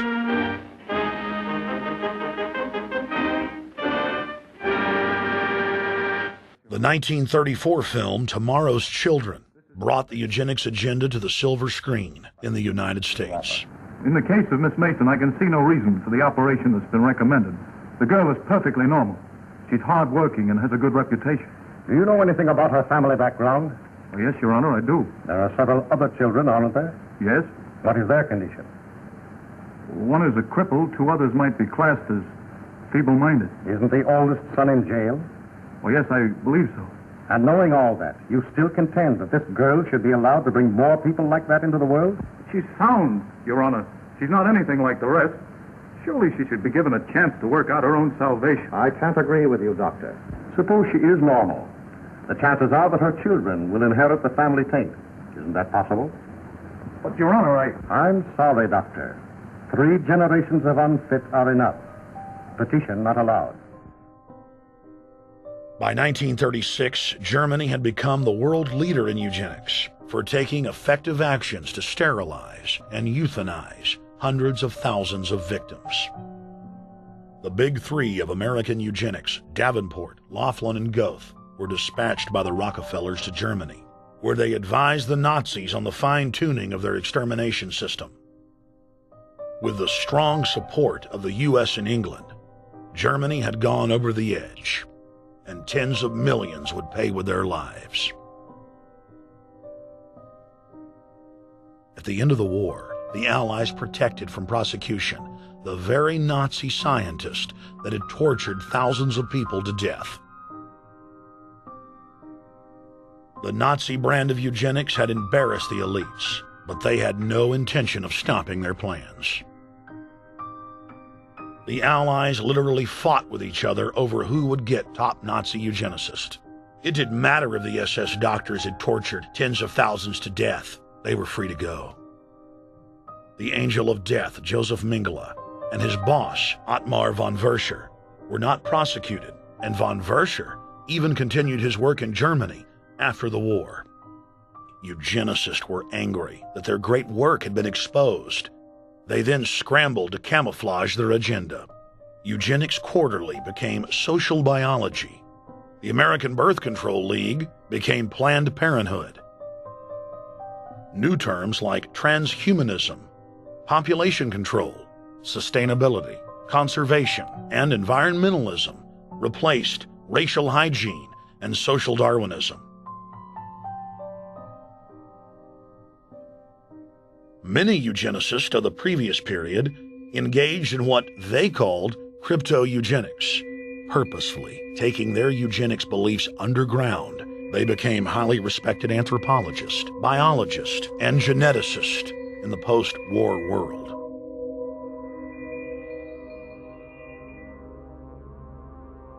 The Allies then smuggled thousands of Nazi scientists out of Germany and placed them in key scientific positions, ranging from bioweapons to rocketry throughout the military-industrial complex. The founder of IBM was a devout follower of Hitler. Thomas J. Watson had supplied his punch card computers and IBM technicians to the Nazis for use in the death camps. Tattoos on camp victims were IBM human identification numbers, which fed into the computers. IBM had used similar punch card systems as early as 1928 in a Jamaican race mixing study. The first real computers were literally invented by a eugenicist for eugenics. UN chieftain and unrepentant eugenicist Julian Huxley argued that since the leaders of eugenics had founded the environmental and conservation movements, that they should be used as vehicles in the formation of a world government. Just as H.G. Wells had envisioned, this government would be controlled by a scientific dictatorship and would be guided by the principles of eugenics. Huxley created the World Wildlife Fund with Bilderberg founder and former SS officer Prince Bernhard of the Netherlands and Prince Philip of England. In the event that I am reincarnated, I would like to return as a deadly virus in order to contribute something to solve overpopulation. Prince Philip, reported by Deutsche Presse-Agentur, DPA, August 1988. Aldous Huxley, author of Brave New World and brother of Julian Huxley, gave a speech at Berkeley in 1962, shortly before his death. He admitted that his best-selling book, Brave New World, written in 1932, was based not on fiction, but on what the elite were actually planning to implement. And here I would like briefly to compare the parable of Brave New World with another parable which was put forth more recently in George Orwell's book 1984.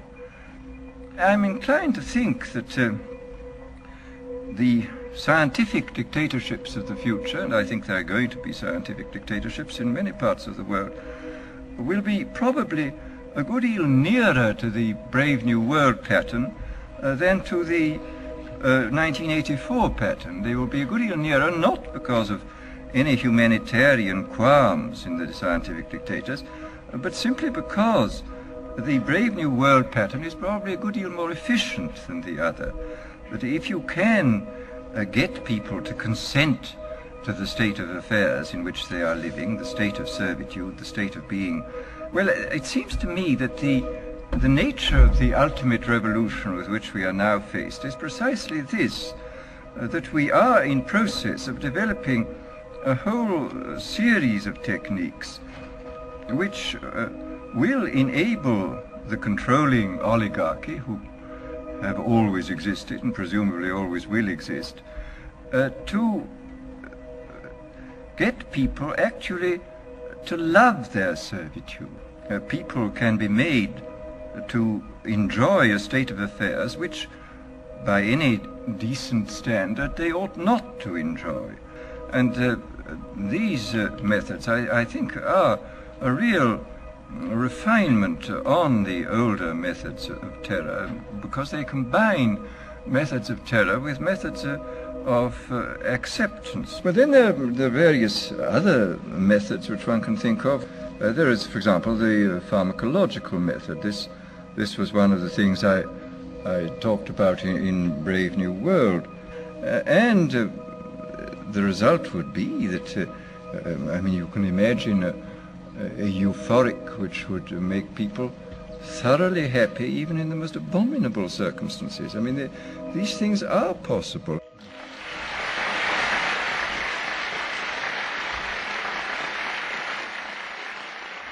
The elite have left a massive wave of destruction behind them as they cold-bloodedly experiment on civilian populations as if we are lab rats.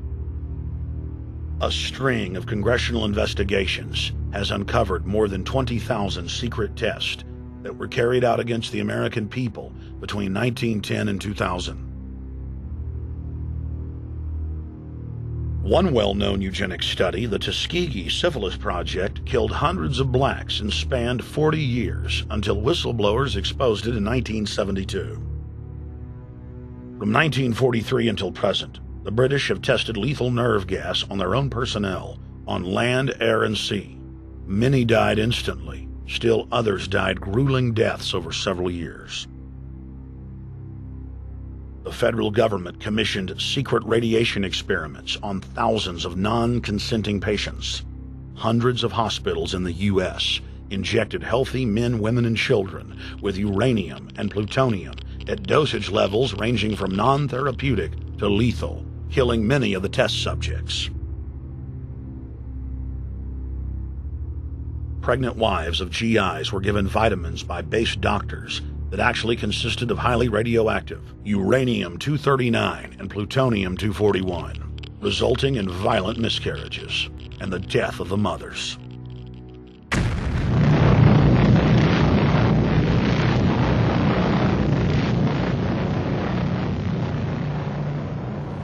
Soldiers, sailors, and Marines were used as guinea pigs in hundreds of atomic and hydrogen bomb tests. Patriotic Americans were radiated side by side with lab animals.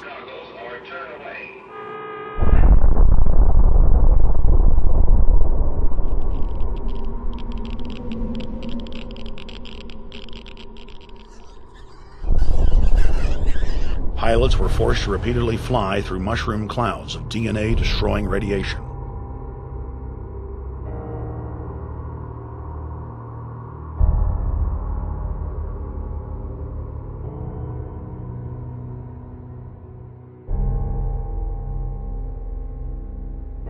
From 1951 to 1961, the U.S. Army paid Israel's health ministry 3 million lira to conduct radiation testing on Sephardic children that immigrated to Israel.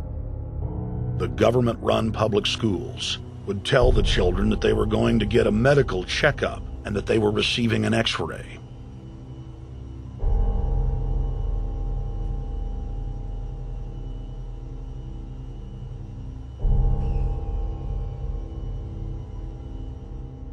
The Pentagon had already radiated more than 4,000 institutionalized children in the United States, many of which had died. More than 110,000 of the darker-skinned Jews were given 35,000 times the maximum dose of X-rays to the head repeatedly. Many of the children died within months. All of them lost their hair. Some still live today and endure excruciating health problems. The covert testing of chemical, biological, and radiological agents on unsuspecting populations continues worldwide today.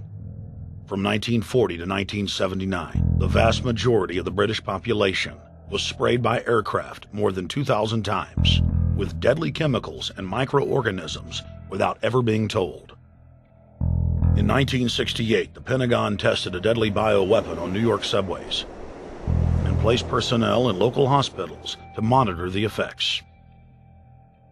Aggressive sterilization of men and women continued in many states until the mid-1980s. The United States and England are currently testing pesticides and highly toxic experimental drugs on tens of thousands of healthy foster children, many of which die as a result of the experiments. Prisons across the nation have forced inmates to participate in grisly experiments, ranging from pesticide studies to having tablets of dioxin sewn into their backs. Gradually, by selective breeding, the congenital differences between rulers and ruled will increase until they become almost different species, a revolt of the plebs would become as unthinkable as an organized insurrection of sheep against the practice of eating mutton. Bertrand Russell. H.G. Wells, Aldous Huxley, Bertrand Russell, and hundreds of other eugenicists constantly bragged about how the establishment believed themselves to be a separate, more advanced species than the common man. Top eugenicists were bold enough to admit that their real goal was not improving the heredity of the commoner, but to further dumb them down so that they could be more manageable. Nobel Prize winner Russell wrote at length about how vaccinations filled with mercury and other brain-damaging compounds would induce partial chemical lobotomies and develop a servile zombie population. Diet, injections, and injunctions will combine from a very early age to produce the sort of character and the sort of beliefs that the authorities consider desirable, and any serious criticism of the powers that be will become psychologically impossible. Bertrand Russell. Over 100 years ago, eugenicist social planners said that they'd use mind-altering drugs to control the population. By 2007, more than 20% of the U.S. population were on some type of prescription antidepressant. But in the case of foster children, a sector where the state has total control, at least 2/3 are forced to take a cocktail made up of, on average, 7 psychotropic drugs. Chairman of the Texas Society of Psychiatric Physicians, Joe Burkett, testified before the State House Select Committee hearing on psychotropic drugs in foster care and shocked the public when he said that 2/3 of foster children in Texas had been placed on psychiatric drugs because they were very, very sick from a bad gene pool. A lot of these kids come from bad gene pools. They don't have stable parents making good decisions. Besides the gene pools, they've then been traumatized by abuse, neglect, and problems, and then they've been traumatized by separation, and all those things predispose to mental illness. The Western world is now implementing eugenics pre-crime policies. Fetuses are now being pre-screened according to family histories of crime.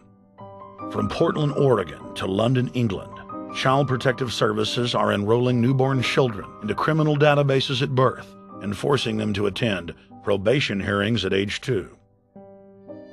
The overlords of scientific dictatorship are ruthlessly prosecuting a war on our most defenseless.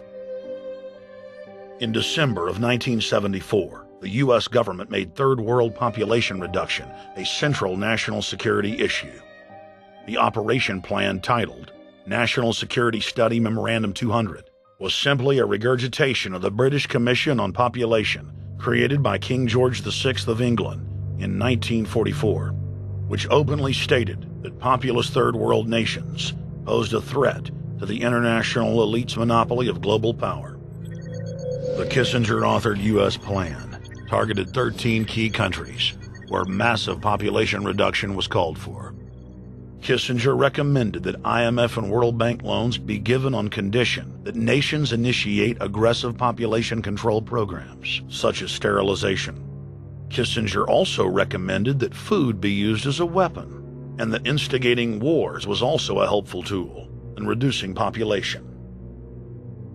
In 1972, the Nixon White House also implemented a eugenics policy which was directed by George Herbert Walker Bush, then United States Ambassador to the United Nations. Bush advised China on the formulation of their one-child policy and directed the federal government to forcibly sterilize more than 40% of Native American women on reservations.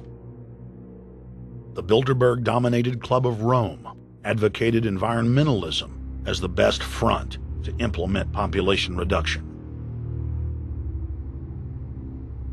Western populations would accept serfdom if it was packaged as saving the earth.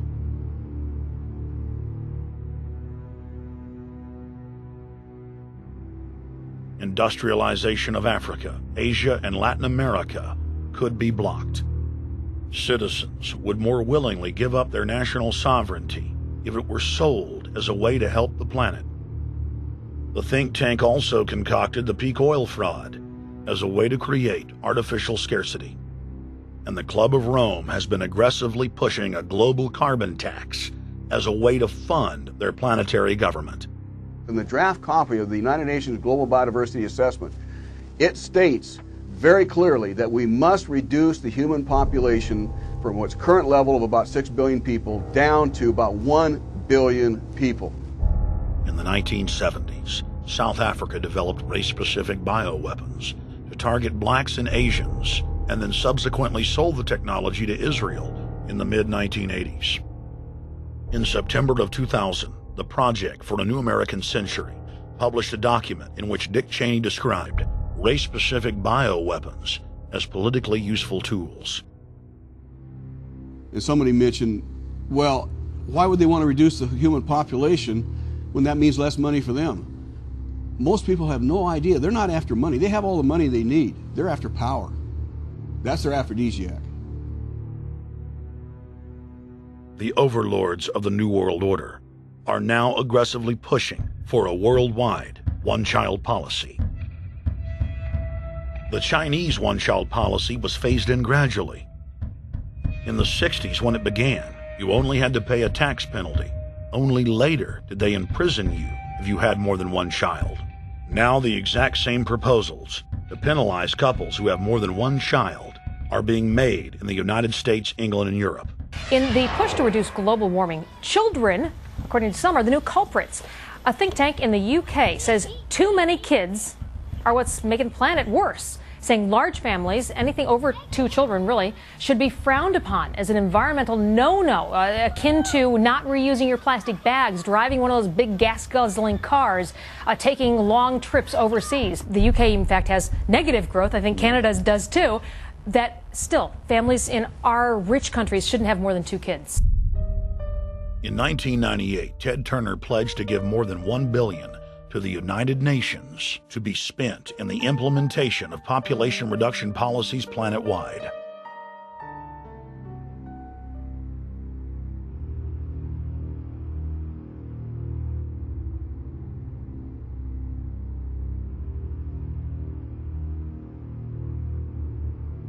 In 1999, the Bill and Melinda Gates Foundation gave $2.2 billion to Planned Parenthood, the United Nations Population Fund, and other population reduction groups.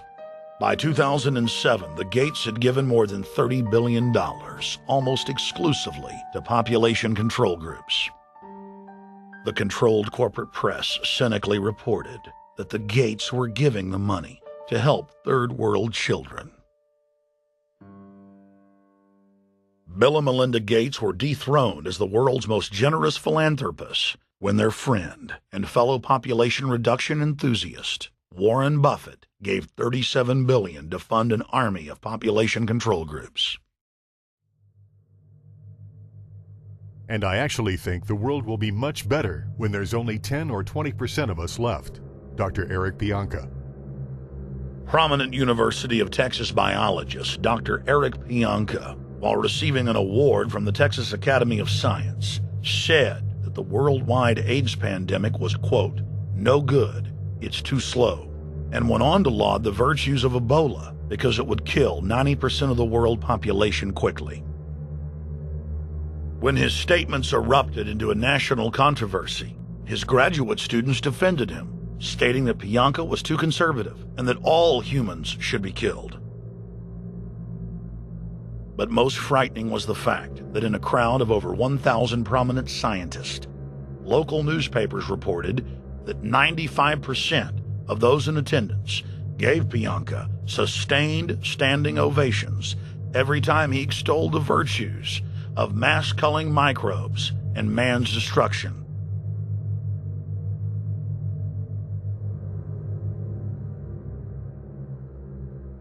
China was able to turn the corner and become the leading world superpower because they have a police state and they are able to force people to stop reproducing. Dr. Eric R. Pianka. The eugenics movement has now shaken off much of its Nazi baggage and is using people's legitimate concern about the environment as a cloak to conceal their real agenda. Everyone wants to breathe clean air and have good water. But the controllers of the environmental movement have done nothing but co-opt people's concerns and parlay it into support for global policies that further destabilize the third world and create untold misery. Phony environmental and conservation groups are now the biggest private landowners in the world. They lobby government to take property away from local populations, only to develop it themselves later. When the U.S. military dumps millions of gallons of nerve gas on the east coast of the U.S., they don't say a word. Thousands of companies are creating transgenic cross-species hybrids, splicing plants, animals, and insects, and releasing the new organisms into the global biosphere, vandalizing the very genetic code of the planet. And large environmental organizations do nothing. The corporate elite of the planet intensified their push for a global taxation system with a year-long build-up to the Live Earth hysteria held on July 7th, 2007 on 7 continents. World leaders announced that saving the Earth was the new organizing principle for humanity and hailed it as the planet's new religion. They claimed that CO2, which plants breathe, was killing the Earth, and that we must reduce the number of children we have to curtail our carbon footprint. Countries across the world marked the day by passing new carbon tax schemes and raising taxes on gasoline, natural gas, and electricity. It is a scientific fact that the sun is the main driver of planetary climate, and the measurements are clear. The sun is becoming hotter, brighter. It has been slowly increasing thermal output in the last 100 years, causing warming not just on Earth, but throughout the solar system. But the scientific facts and even the order of the planets didn't matter to one of the chief organizers of Live Earth, David Mayer de Rothschild, heir to the British arm of the Rothschild fortune, when we spoke to him. When I called Rothschild on the order of the planets, he just laughed, thinking the audience wouldn't get it. He continued to count on the population's ignorance and claimed that the global warming lobby has nothing to do with carbon taxes. I guess he hadn't spoken with his good personal friend, Al Gore. Global warming, the time for debate is over. I think what you have to realize is that being environmentally sensitive and making money aren't mutually exclusive. There's a lot of money to be made in addressing this issue. But you guys are gobbling up all the world's concern to just simply line your pockets and make kids read your book in schools and do all this. It's a business, just like you said, Rothschild. It's not. Do you think I make any money out of this?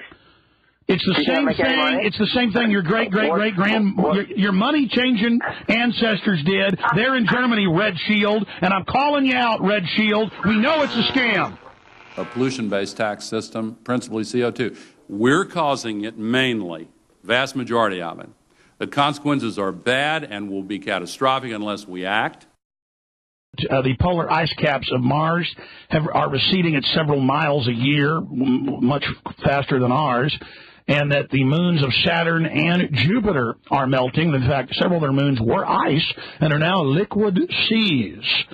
Now, how are SUVs causing that, David Rothschild? That's because those planets are closer to the sun, my friend. No, Jupiter and Saturn are not closer to the sun. Neither is Mars. Yes, sir. I think you'll find, right, that the very simple matter, and what I wanted to say, and this is my final point, forget your taxation theory, because actually it's not taxation. Put a price on the carbon. A tax is the best way. Cap and trade can also do it. If there were a carbon-based tax, would there be a need for an economy-wide cap and trade system? They are not either or. We can do both. I am in favor of both.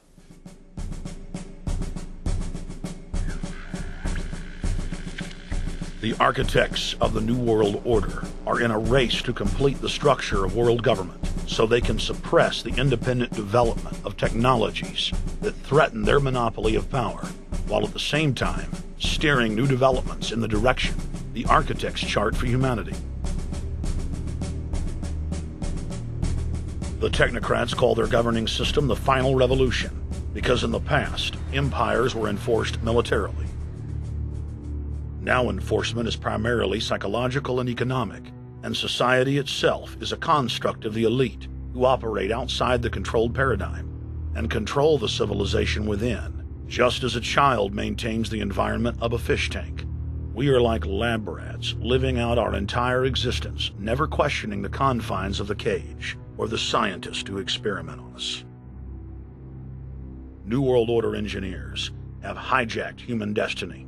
Its controllers have closely studied human behavior for more than 100 years and are now steering us with expert control, using our primitive drives and desires as levers. They have developed their mind control systems to the point of being able to control the average unconscious person like a car.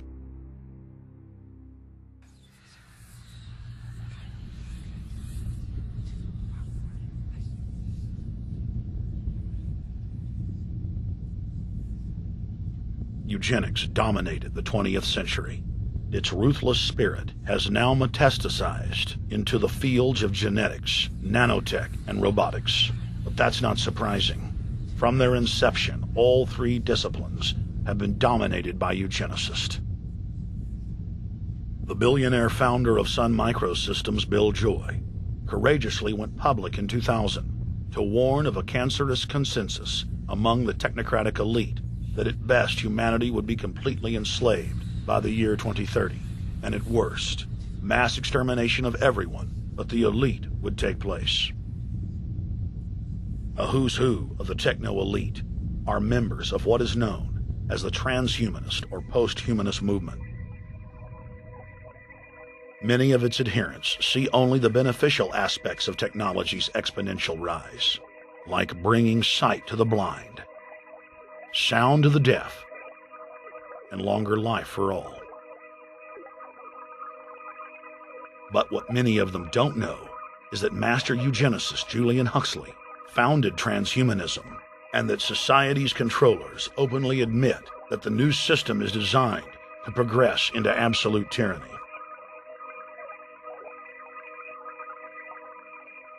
Leading transhumanist Ray Kurzweil boasts that technological advancements will allow those that can afford it to live forever, but admits that most won't be able to keep up with the new master race.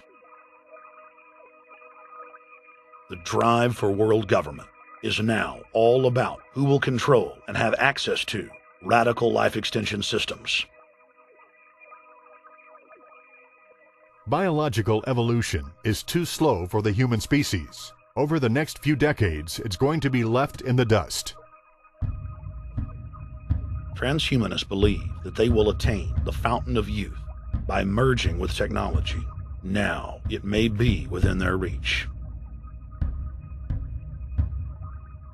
Decades ago, transhumanists said that if you did not accept augmentation or enhancements, you would no longer be able to get jobs. And now it's happening today.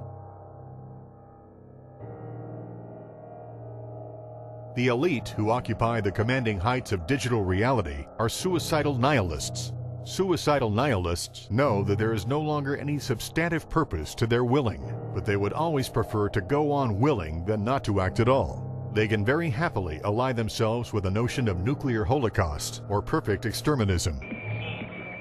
Technology has become so powerful in its capacity for destruction that free humanity cannot afford to let psychopathic technocrats with delusions of grandeur repeat the mistakes of their forebears, because it is highly probable that this time they may destroy everything, including themselves in their mad rush for godhood.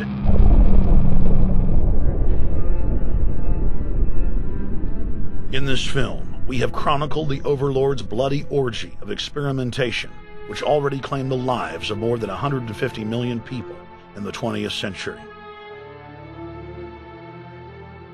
And now, they are promising to deliver an invincible tyranny that will dwarf their past exploits.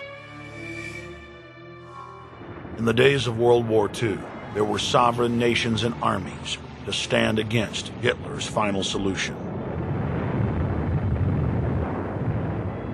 Once world government is in place, no one will be able to stop the New World Order's plans for global population reduction. For those immune to psychological programming, hundreds of FEMA camps have already been built throughout the United States. In their quest for population reduction, no method is off the table. These dark builders intend to release a string of man-made bioweapons plagues, each one worse than the last, while at the same time expanding the police state to enforce an orderly extermination of the population, all in the name of fighting invisible terrorists. And the Georgia Guidestones stand today as a cold testament to the elite's sacred mission. To have a two-class system where the underclass are forced to live as slaves in tiny enclosed cities, while the elite enjoy the land of the earth, evolve into superhumans with the aid of advanced implantable technologies, live eternal lives, and travel throughout the cosmos. This is the promise given to the inner members of the New World Order and the agenda of the Bilderberg Group.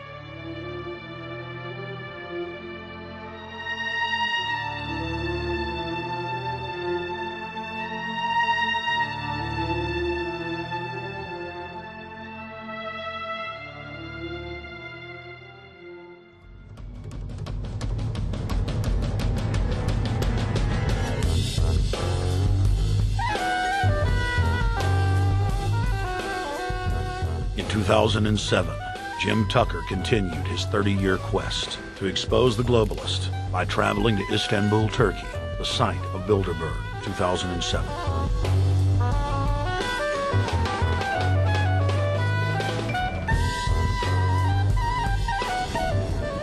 Jim Tucker, thank you for coming on, my friend. It's always fun.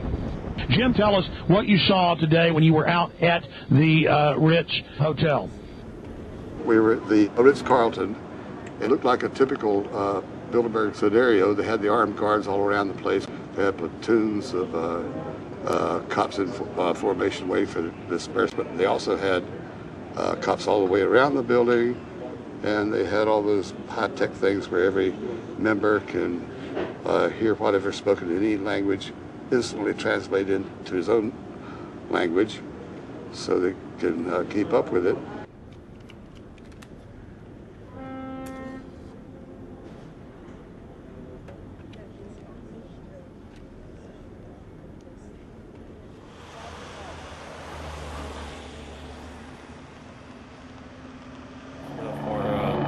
Spotlight then, I'm doing the same thing for American Free Press.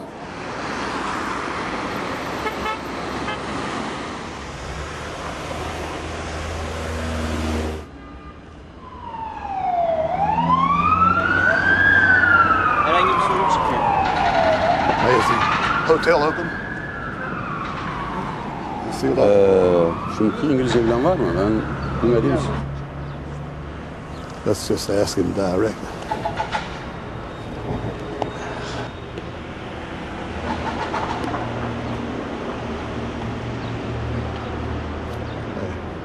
Is Bilderberg meeting here this weekend?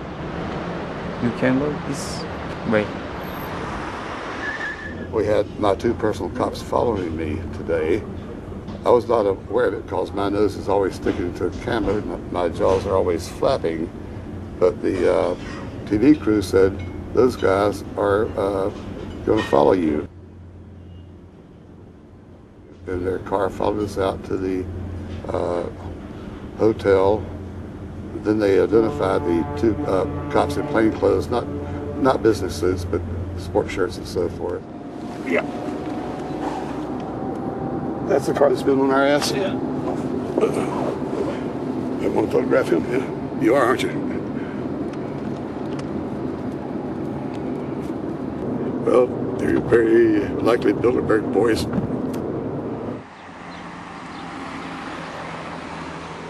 John Elkin, owner of Fiat and a fellow Bilderberger, thought that they could take a stroll off the grounds without being noticed by the commoners. I was thinking about that.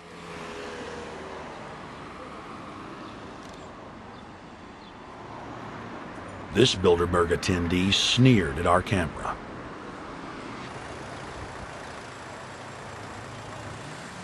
This carload of kingpins gave the media a murderous look and seemed shocked that they would dare point a camera in their direction.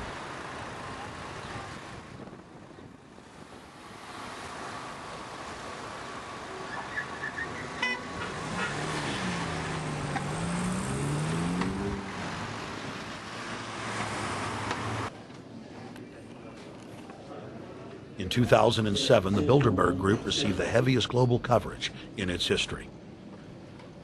Jim Tucker witnessed press conferences attended by hundreds of members of the media and a new generation of info warriors, like reporter Paul Dornanu of Romania, are tracking the elite no matter where they hide. Expunem acest grup Bilderberg. Now, Jim, my governor, Rick Perry, it's in the front of the Dallas Morning News. The headline reads, Texas Governor Rick Perry to attend Bilderberg. What does it mean to have the governor of Texas in the Dallas Morning News just admitting he's going to Bilderberg Group? It means he's a potential president, even as the obscure governor of Arkansas, Bill Clinton, lost his virginity at the Bilderberg meeting in Baden-Baden, Germany in 1991, and he's elected president the following year. Now, if he goes nowhere in a run for the White House in the years ahead, they'll drop him like an old shoe. They do that often, but officially, Bilderberg considers Governor Rick Perry a potential president of the United States. Yes, it's a violation of the Logan Act, for which Bill Clinton's White House was fined $300,000, which means the taxpayers paid it. When Perry returned to Texas from Istanbul, we were determined to hold him accountable for his treasonous actions.